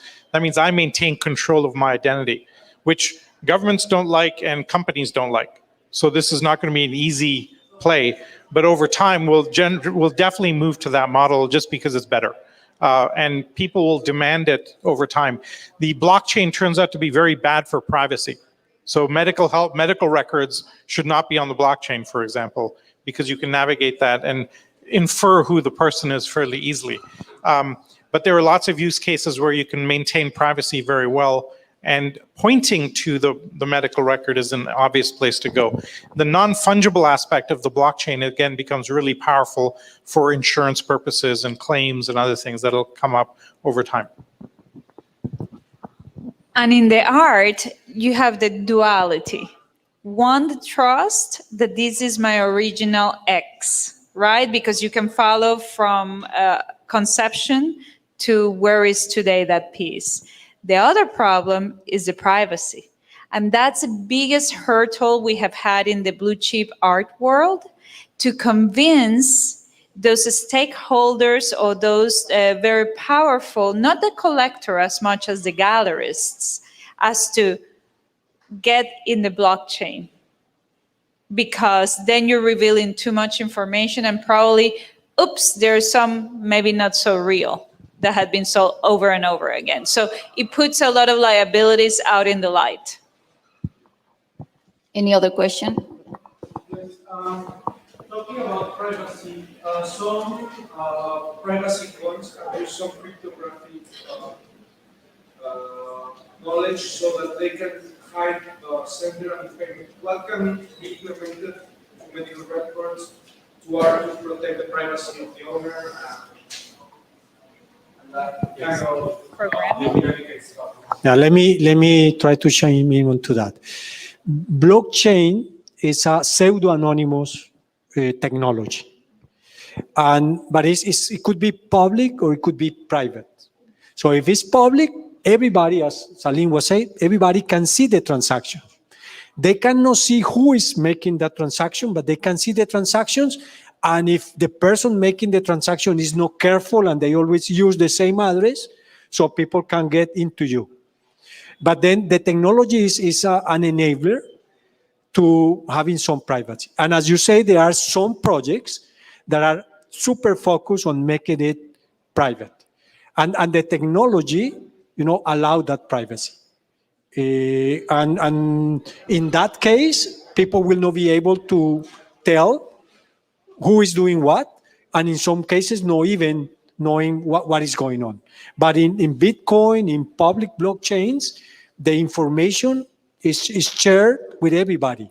And it has many benefits as well, because all the players of the ecosystem, let's say it's a private blockchain, all the players can see all the information, and even if they are competitors, they can benefit from everybody's information without knowing who is doing what. So yes, it's an opportunity for privacy, and definitely for medical records, there's a lot of opportunities there, because there are ways to keep those records private, not necessarily implementing in a pure blockchain kind of Bitcoin, because then the transactions are pseudo-anonymous but are not fully private. So that would be my comment. And this is a really, really important topic, because to really have freedom, you need privacy, right? And the best comment I've heard about this overall topic is we live today in what's called a global airport. In an airport, you're being surveilled, and your rights can be taken away at any time. And essentially, we live in a global airport today. The US Constitution, which I think is one of the most important documents ever created, the Fourth Amendment, the right to privacy, is now gone. We do not have constitutional right to privacy in the US anymore, which is a fundamental pillar of American society, which has disappeared with no public conversation around it. And that's a big deal. Right? And I'm Canadian, I don't expect privacy anyway, but if you're American, this is a pretty bad place to be. And how do you navigate this going forward is why the blockchain is so important. It allows you to start reclaiming some of that, because we'll reclaim identity, and that will allow us to reclaim privacy, which actually today is gone. Not to get political about it. And to add something is, yes, we can keep privacy of who bought this Rodin. Okay, and we can keep the transaction private. What the fear has been of the establishment is the discovery of the let's call them kosher Rodins of the world. So there is a lot of fear and there is a lot of resistance, especially in intellectual property, in non-regulated assets, or whatever non-regulated asset. Let's not go to art, which you have an author. Let's go to, for example, rugs. The world of rugs is extremely complicated. Or the world of antiquities or antiques. Oh my God. So it opens the kind of worms for real. Okay. I want to ask Jorge, do you have time for one more question? One more question. Okay. So I just wanted to add to what you guys were talking about. So you don't actually put like healthcare data in the blockchain.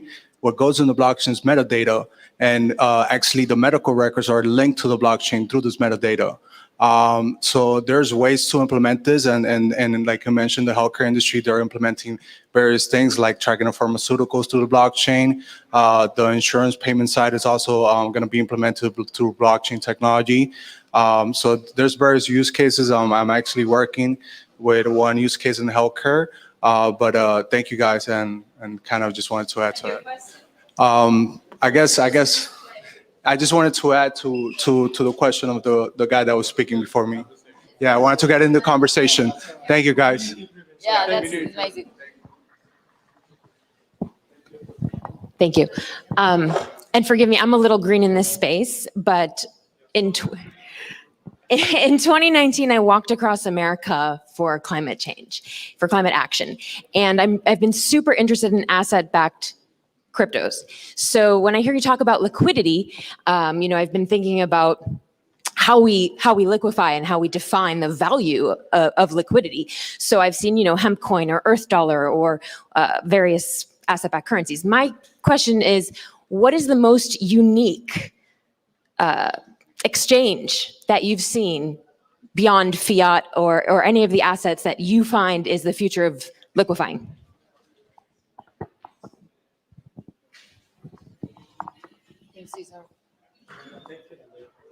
I think the most interesting one that I think will emerge very quickly, and I'm seeing the early examples, is carbon trading. And right now we have a huge issue because what constitutes a carbon credit, the definition varies very, very widely around the world, right? And we're now seeing a fight amongst 2 or 3 standards for what constitutes a carbon credit. What'll probably happen is we'll end up in a carbon trading market of each of those credits, and then the markets will fight it out, just like stock markets fight it out, and then whichever one wins, wins. But then that allows us a really solid place to then exchange things like carbon credits and other models of that nature, clean water, et cetera, et cetera. The tension around this is enormous, though, because the downside of not doing it is absolutely huge. And so we have to get this right very quickly. The challenge is that everybody wants to define their own standards for what constitutes a carbon credit, and that's causing a mess right now. What we're actually pushing right now is a consortium of global corporations to accept it, and that'll force their governments to accept it, and then off we go from there. But it's a mess. I have a take. You have a take? Quickly. I have a take too. Okay, go. Pets. Woof woof and kitty catties. So I have some friends creating this, still in the piloting phase. I'm a dog mom, and I'm thinking in putting my own little Motica Maltese into it. So for me, pets and everything that has to be with health of animals and behavioral, etc. So it's on the works. So I'll eventually talk about it. Yeah, my take is different. It's more on the how. From your question, I don't know that was what you were asking, but I want to show 2 different things. One is making it easier. I'm talking from an exchange, how somebody that is new to this world can go into an exchange and easily use their dollars or their pesos or whatever fiat currency and move that into these new digital tokens. And it's not a commercial, I'm an investor, small, but investor. But I think Coinbase is doing a very good job on that one. They have already 18 million Americans. They are very focused in North America. And they are very focused on the experience, how to make it easier. And that's a key thing on how these things can move forward. And they are being very focused on making regulated. Then on the other spectrum, You have what Salim was talking about, example like Pancake in the Binance ecosystem or Uniswap in the Ethereum ecosystem. These are decentralized exchanges. Nobody owns it. It's running automatically with the smart contracts. The liquidity pool is supported by the community. And this is the new world of finance. It's decentralized finance. And what we are seeing with these exchanges is only the first step. And the C generation and the millennials, they are already doing it in their mobile phones. They are changing their collectionables, the NFT. They are changing their tokens using these decentralized exchanges like Uniswap and their MetaMask wallets running into their phones. So those are my takes, more on the how this interchange will happen. Thank you, Cesar. Bueno, this panel has come to an end. Thank you, the panelists, for being here, for sharing your knowledge and your time. And we hope everybody gathered important information for everybody to share, because we have this phase of evangelize all of this token crazy phenomenon. Going back to Jorge or Scarlett, are they around? Should be here, but let me take it. So again, thank you very much. We want now to invite our local organizations because they've been doing a phenomenal work and they've been selected by a council from the organizers as the one that they are going to receive a grant award from our sponsors, OpenExO and Rutanio. So they are. So you're welcome to stay, Salim. No. Okay. So let's start with Claudia. Welcome, Claudia. It's great to have you here. I'm going to let you to introduce yourself, to explain everybody a little bit about your organization, your purpose, and how are you planning to use your ExOs and Rutas? Thank you so much. After listening this amazing panel and learning more about currencies, crypto, social token, I guess I have a bigger ask for them.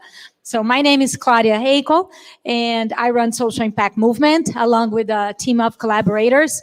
This is Social Impact Movement is an impact accelerator for the SDGs. What we do, we create social change through programs that we run in Miami that inspire, tell stories, advocate, and engage citizens. And this year, we're starting also with businesses as well to adopt the Sustainable Development Goals agenda, because we believe we do have a nice framework available to all of us. And it's about our choice to select which one of the SDGs we would like to embrace first, okay?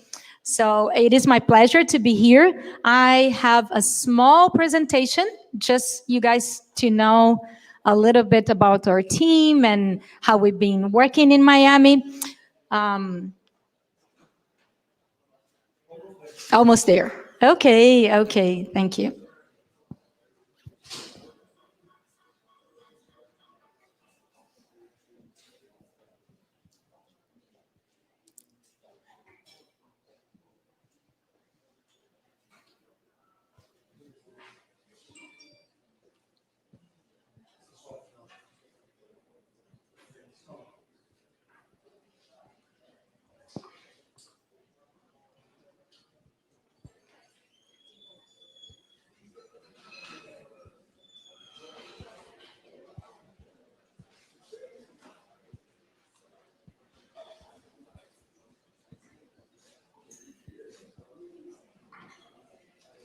Okay.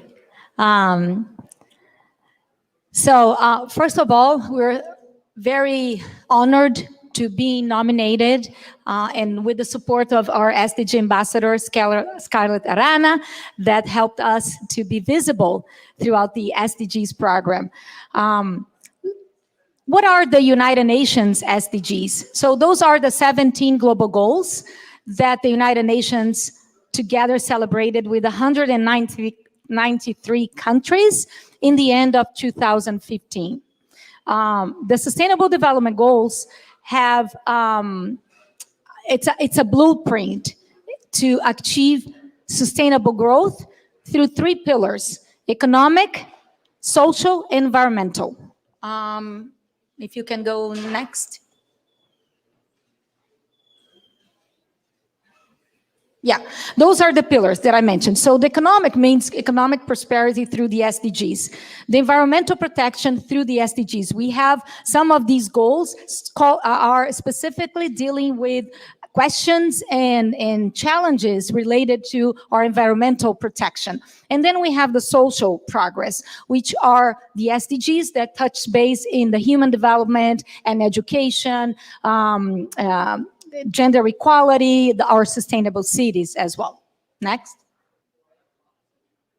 Yeah, this is our team here, and I have one person here in the audience with me, Scarlett Lanzas, that is the co-founder of Social Impact Movement and now also running her own organization, Accountable Impact, which is amazing. We've seen that how the SDGs are being populated in Miami through the efforts that we together started.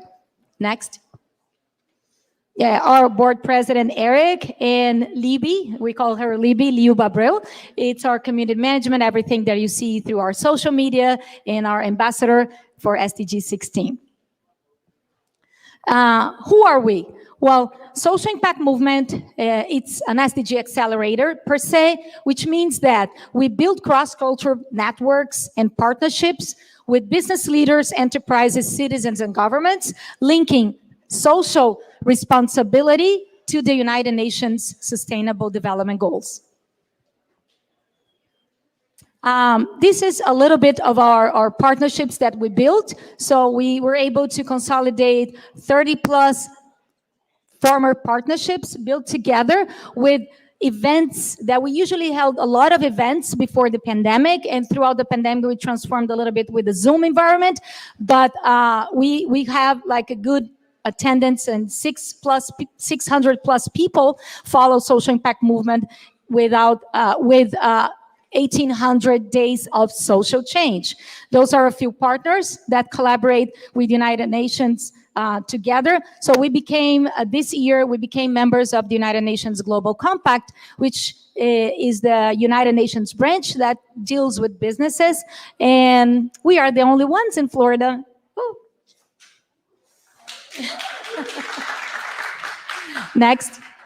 Yeah, this is a little bit of our events, how we interact with the community. So we have events, that was interesting that we had Alice here, because we had a nice event talking about migration and equity through the sponsorship from a gallery. Those are events typically that we use to raise awareness during the foundation's main campaigns, like the Miami Foundation. And that one we did in partnership with the one community that fostered by the Women's Fund, the Stop Sex Trafficking, before the event that we had last year before the pandemic, the Super Bowl. Yes. Thank you, Scarlett. For those who like metrics, a little bit of the little metrics that we have about the SDGs. So the Sustainable Development Goals are not being measured in Miami. And that's why we are pushing these efforts, because it's a huge commitment that we can good together do for our city and for our state. Miami is collected as an aggregated data, and it's not an SDG data. This is data from our census. And we are ranked out of 105 cities. We are ranked number 58 with lots of reds and oranges, 0 greens. So we're not good performance. Next. I share a little bit here about the 3 areas that we focus with Social Impact Movement. Our goal is to eventually cover all the 17 global goals, but there are 3 major areas that are demanding our full attention right now. Number 1 is the gender equality. The questions that we have, especially in the racial injustice and everything related to the women empowerment minorities. We have the oceans. So now, yeah, protect our oceans. We are surrounded by beautiful oceans, but do we care about this marine life? Yes, we do. And the human rights. So we have a diverse population here coming from all over the world. Right now, we became like this huge tech boom. But how do we sustain our diversity and how we collaborate, how we build institutions that foster unity for all of us? So these are the main areas that we cover with social impact movement. Yeah, and that's what I mentioned. This year, we are proud to be member signatories of the United Nations Global Compact. So if you want to investigate a little bit more of what it is, it represents a lot because it's a very select group of companies and entities that are available to belong and to apply and be accepted to the United Nations Global Compact. Together with them, we're developing more programs that engage businesses to be more involved in not only in the initiatives itself, but more involved with advancing collectively these goals.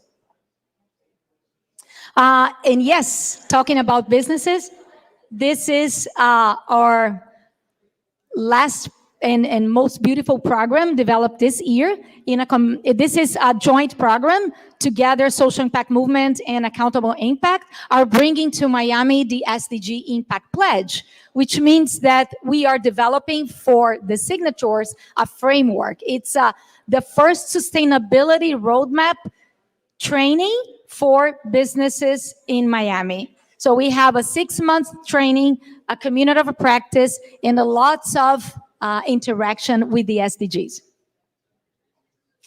Well, if you are passionate about being part of economic growth and social progress and environmental protection, if you are eager to sponsor the development of curated SDG programs with individuals and mindsets that think alike, if you aspire to be a purpose-driven business which outgrow competitors and attract top talent and are excited to invest in the growth of social impact movement, you are the business for the future, and talk to us.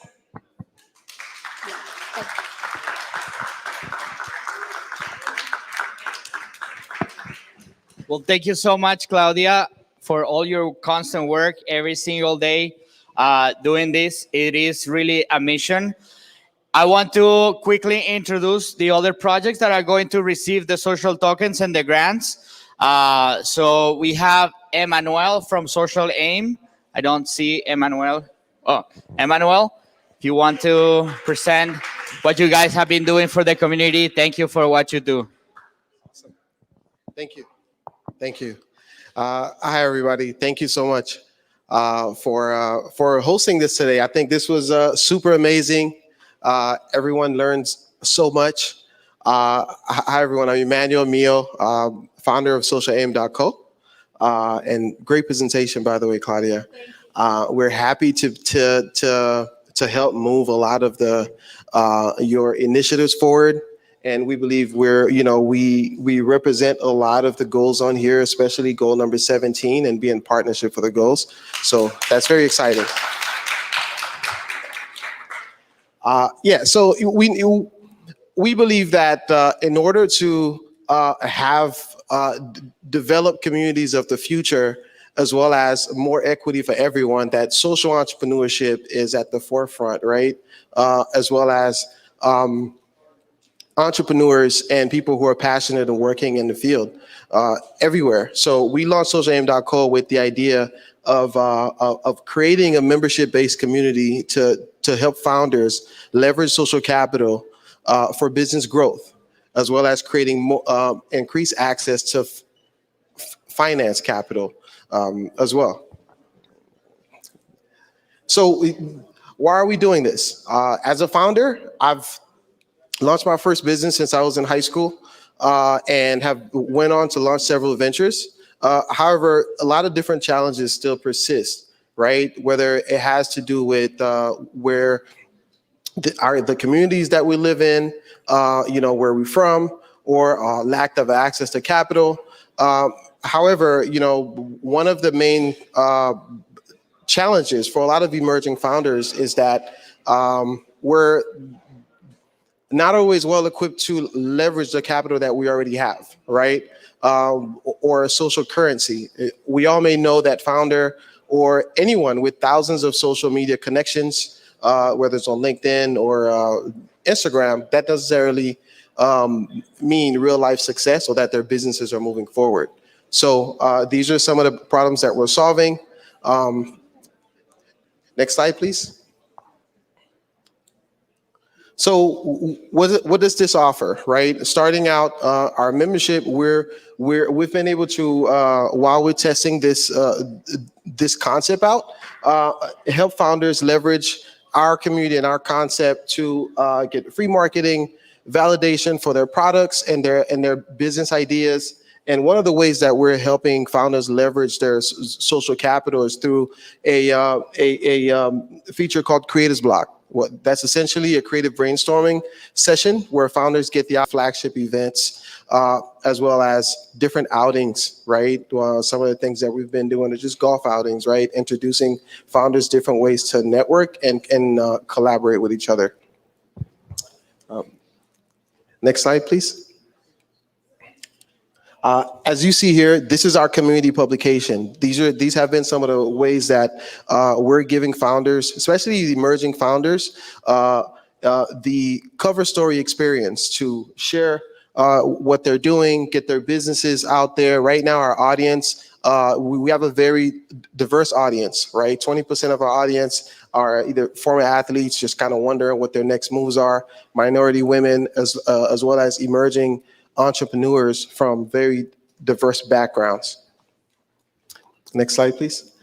This is an example of a Creators Block session that we've been hosting in the past. 6 to 12 members have the opportunity to discuss what a challenge that a featured founder has brought to the table. And within an hour, our goals are to come up with different solutions that are very easy to implement.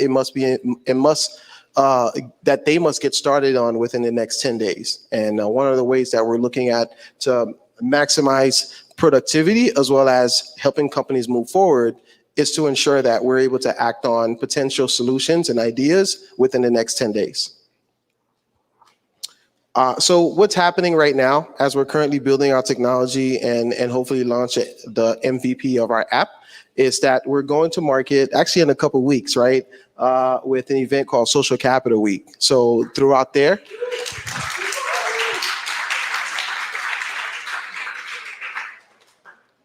thank you. And this will definitely give us an opportunity to connect with each other at a local level, as well as bring in immediate value to our community and everyone who's looking to participate. This is the first iteration of our product, of our Clutch community app. As you can see here, it makes it a lot easier. For example, I know we may already be part of different communities, such as maybe IG or LinkedIn, right? It's kind of hard to know exactly part of your network. Who are some of the people that can help you move forward with your project? We want to make it very easy here. As you can see, your local talent pool, as well as different ways that we can award founders to help them move forward with their projects, and also seeing how well that your past experiences equip you to be able to move your business forward. So our mission is very simple.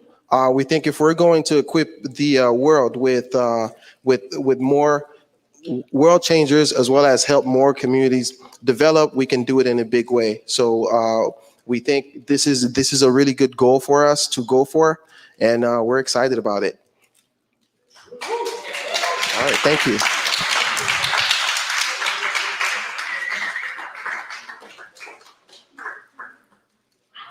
Thank you. Thank you for what you do every day. Thank you so much. Guys, little announcement. Airdrops are here to stay. because this is decentralization, and get ready because you guys are going to be able to scan and receive some tokens. So stay until the end for that as well. I want to introduce Sandy Scaleni. Woo! Also a super rock star in the community, TEDx Miami speaker, former TEDx Miami speaker, and currently director of speakers at TEDx Miami. But in the meantime, or in her 9 to 9, she works for this magical, wonderful organization for mindful kids, what she is going to talk about it. And thank you so much, Sandy, for being here and for the work you do. Thank you. Hi. Hello. Thank you. Oh, I don't need that up there. I'm Sandy Scaleni. I actually worked out of the lab in 2013, which is how I met Jorge. So I was also one of the first people here. I am thrilled to see the tech ecosystem growing as it has been growing. But let me tell you a little story, because on my way here, who's local? Okay. On my way here, I drove past the Guitar Center Mall by Dadeland. Y'all know that one, right? I call it the Guitar Center Mall. And there happened to be 8 cop cars surrounding the entire mall with police officers getting out of the car with AK-47s, 2 fire rescue emergency vehicles. And of course, I'm passing these things and I'm like, what the hell is going on? Right? Like, what do you think the first thing I did was while I was driving? Check the Citizen app. Who's got that? You know, eyes on the ground. There's an app for this, okay? You can report all the activity going on in your neighborhood. And I was like, what's going on? That app, somebody had said that they've been locked in TJ Maxx for 15 minutes or 20 minutes or so. They were locked down. Nobody knew what was going on. But of course, everybody's chiming in. What's going on? What's going on? That app continued to consume my attention for an hour while I was driving, which meant that I wasn't driving as well. I wasn't mindful of the road. I was getting irritated with slow drivers. I pulled over to where I was going. I was getting irritated with people that I was talking to. And because I practiced mindfulness, I was able to recognize that what was happening was that the situation and the fact that this app kept kind of emphasizing the emergency, if it was firing my amygdala. It was triggering that fight or flight response constantly triggering that, okay? Which makes me think this is a business model for apps, for a lot of apps, right? Let's trigger your attention. Let's trigger your fight or flight. Let's make you afraid of things. The Nextdoor app, come on, that one's a classic, right? You have the Ring, right? Let's post all your Ring videos of people that are coming to your door, you know, knocking and pranking you. But all of these things that we're building now are building for this base stem function in your brain, which is the very lowest of evolution. So it lends this question, like, are we actually developing for this low end of our evolution, right? This very fight or flight kind of reactive, impulsive mode. Well, I have news for you. Yes, in a lot of ways we are. And kids are getting impacted by this even more than adults in exponential ways. When the Facebook like button was introduced, for example, the rate of teenagers attempting suicide skyrocketed in the same year, okay? This is a business design model. So the counterbalance to this is mindfulness. The direct counterbalance to this sucking the attention away is mindfulness. And what is mindfulness? Mindfulness is just paying attention in the present moment, non-judgmentally, noticing what's coming up for you, noticing what's going on inside your body, what's going on externally, right? And that grounds you, it centers you. It made me realize in my car ride, I wasn't being very mindful. I was feeling this in my gut. You know, I was like, that fear. When you realize it and you're aware of it, then you can pause, you can breathe, you can see and transform the way that you are viewing the world and perceiving the world around you. Mind you, that whole incident that took place by the time I got back was over. It was done. I still don't know what happened, but it could have been a false alarm. We don't really know. We don't really know, okay? So I can choose to live in a world where I'm just kind of constantly afraid of what's happening on the corner, or I can live in a world where we're more mindful and aware of what the reality is in our present moment, able to respond responsibly rather than react impulsively, you know, and unskillfully to each other, right? So this is what mindfulness is about. Which brings me to what we're doing with Mindful Kids Miami, because our vision is to bring the benefits of mindfulness to all children in Miami, okay? All children. And the way that we do that primarily is to train the people that are with the children every day, teachers, social workers, families, parents. We also do programs for kids, but we know that scaling that and having that kind of long range outlook and impact requires that they live in a culture of mindfulness, not just take one class in mindfulness, okay? So we have been around for 10 years and we've trained over 10,000 people in our community in our mindfulness programs. And we have also provided our mindfulness programs to almost 2,000 teachers who have received a teacher training program, which allows them to then deliver mindfulness into their classrooms. Okay.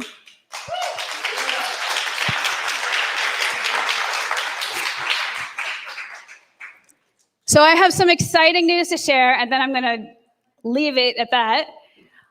We are now able to announce that we have a partnership with Miami-Dade Schools and with the Miami Heat.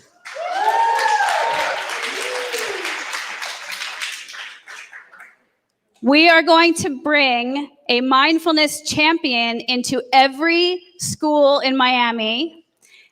That means there are going to be 354 designated mindfulness champions assigned to our schools that we are going to train and connect with and create a community with so that they're ongoing bringing mindfulness into the schools on a daily basis.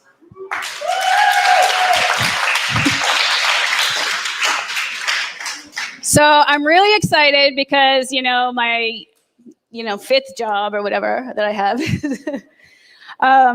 I also am going back to school for my PhD, and I'm going to be hopefully doing my dissertation on the DAO. So I love that all of this intersects. I love that we can be a part of this project and see where this goes. And, I think that the way that we would love to use it is to see how we can best leverage this new partnership with the Heat and Miami-Dade to make the maximum impact with that scale that we're already creating. So thank you so much for this.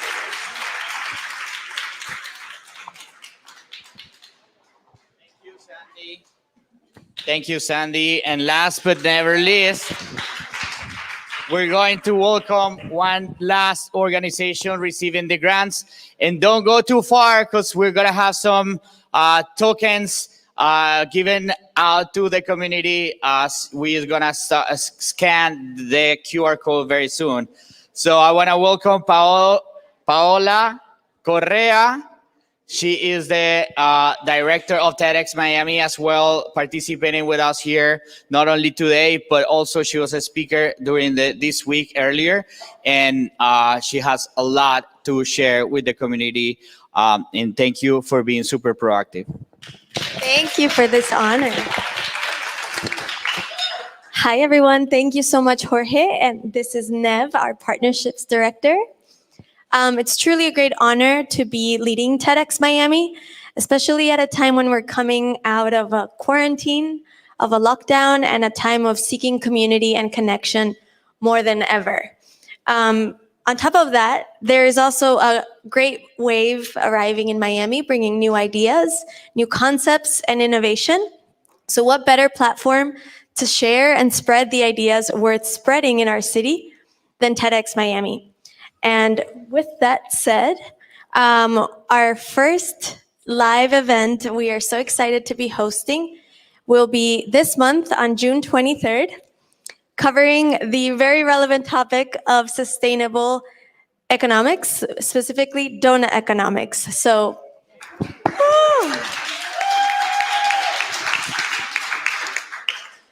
So what I can proudly say is that with this grant and with all of our community support, we will continue to be building inspiring topics, conversations, and addressing the difficult questions that our city needs to talk about, that our community wants to address, and bringing together all the innovators, both the ones that have been here and the ones that are new to the city. With Sure, I love being last. It's awesome being last because everyone's ready.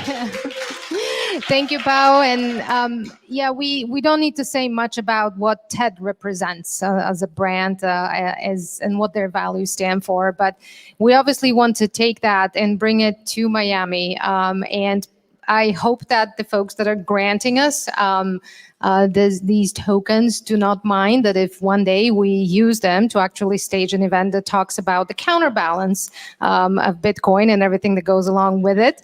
Our goal is to spread ideas worth sharing. And like Pao said, we hope to see you at our first event, which is coming up in a couple of weeks, that talks about donut economics. I was really happy to hear Salim plug that into his presentation. I promise you it will not take a lot of economics knowledge to digest it, contrary to what he said. We hope to see you there, and we're really excited to be a recipient of this grant.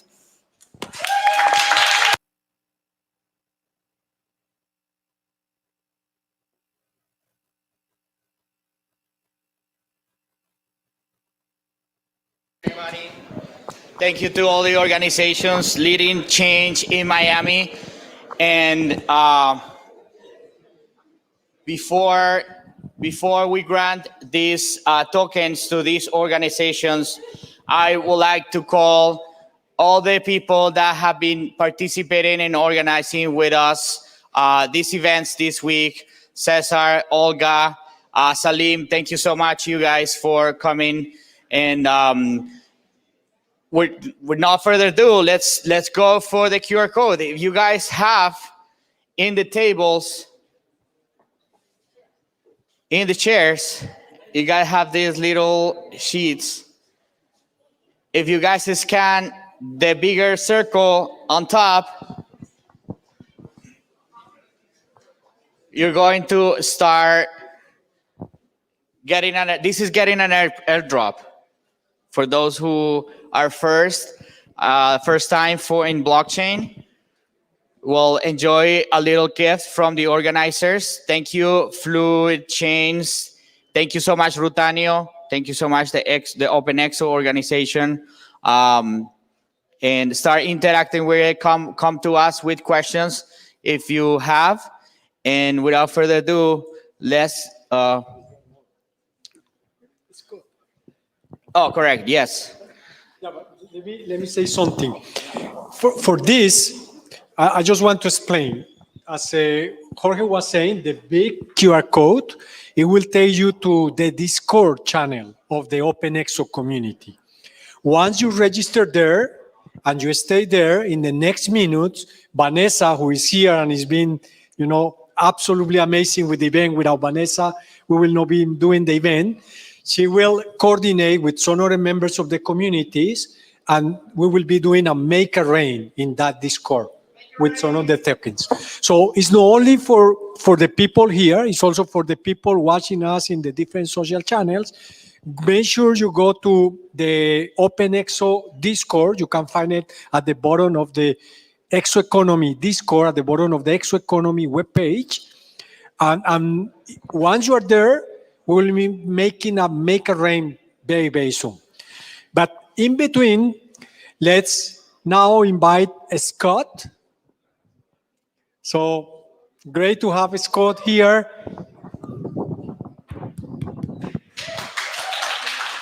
Scott is representing another local organization that is being granted with the awards of the ExOs and Rutanio tokens.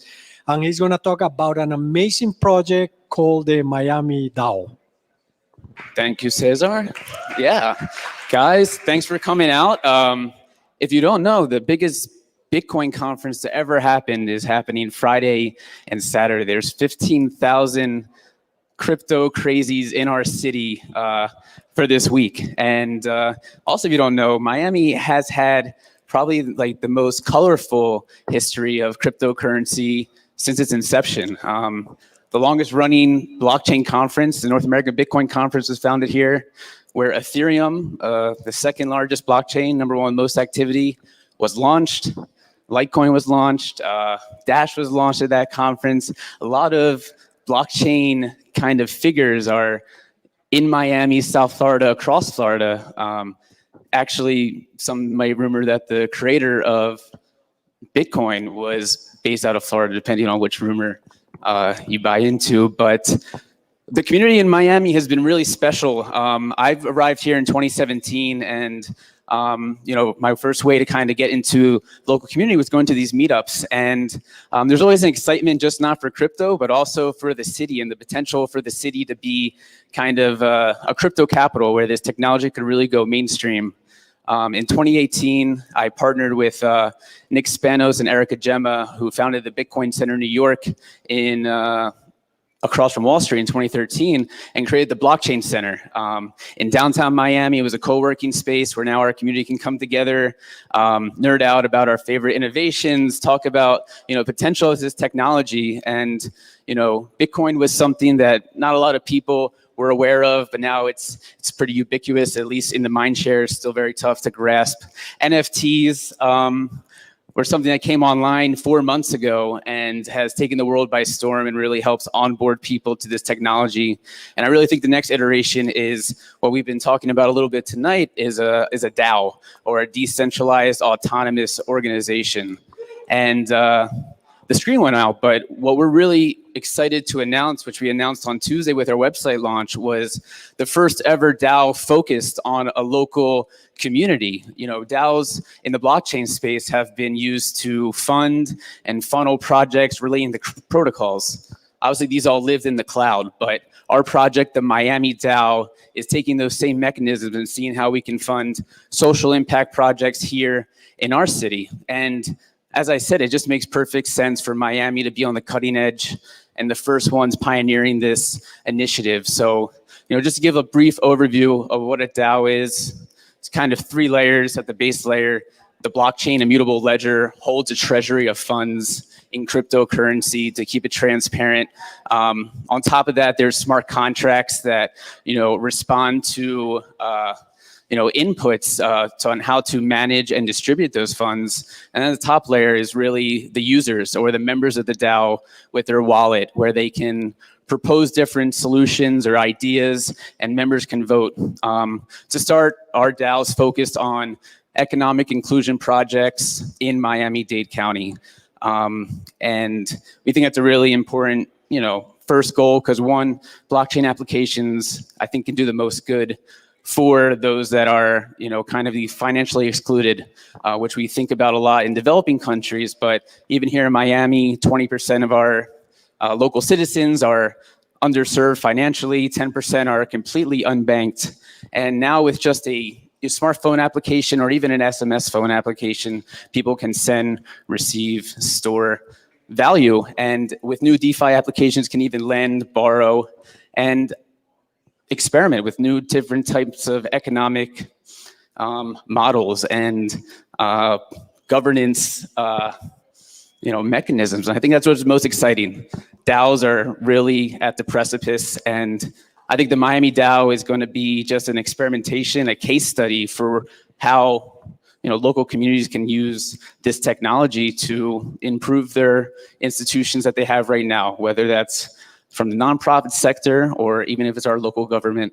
And luckily we have a great city, county, and statewide effort to embrace this technology. So we're hoping to get a lot of support from a lot of different partners to help us grow this project, the Miami-Dade DAO, and see what comes of it. So if you guys would like to get involved, go to miamidao.org. We just started a Telegram group. You're gonna have to download Telegram and start the conversation. You can go to our website. We have a live application running on testnet on Ethereum. You can interact with the DAO, submit some test proposals, and we're aiming for a hackathon on September 12th, which is National Civic Hacking Day. So throughout the summer here at the lab, we're gonna be putting on a lot of educational sessions for both non-technical and technical people that are looking to get into blockchain in general, so that when September 12th comes, we can hack on some really innovative projects that can really have an impact in our community. So looking forward, and yeah, please go to miamidao.org and to learn more. Thank you.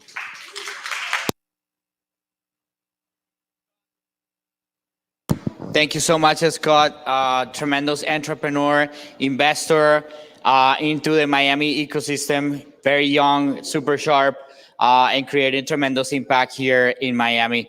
So I think last but not least, I want to ask our grantees to come here to stage, to the front. Let's take a picture all together. Cesar and the whole team, Salim, is preparing, of course, the grants with the new blockchain technologies and our social tokens. So thank you everybody for coming. There's still, the bar is open. Hopefully there's still some food. And thank you so much everybody for coming. Give yourselves a round of applause again. Thank you so much. So let's take it over here.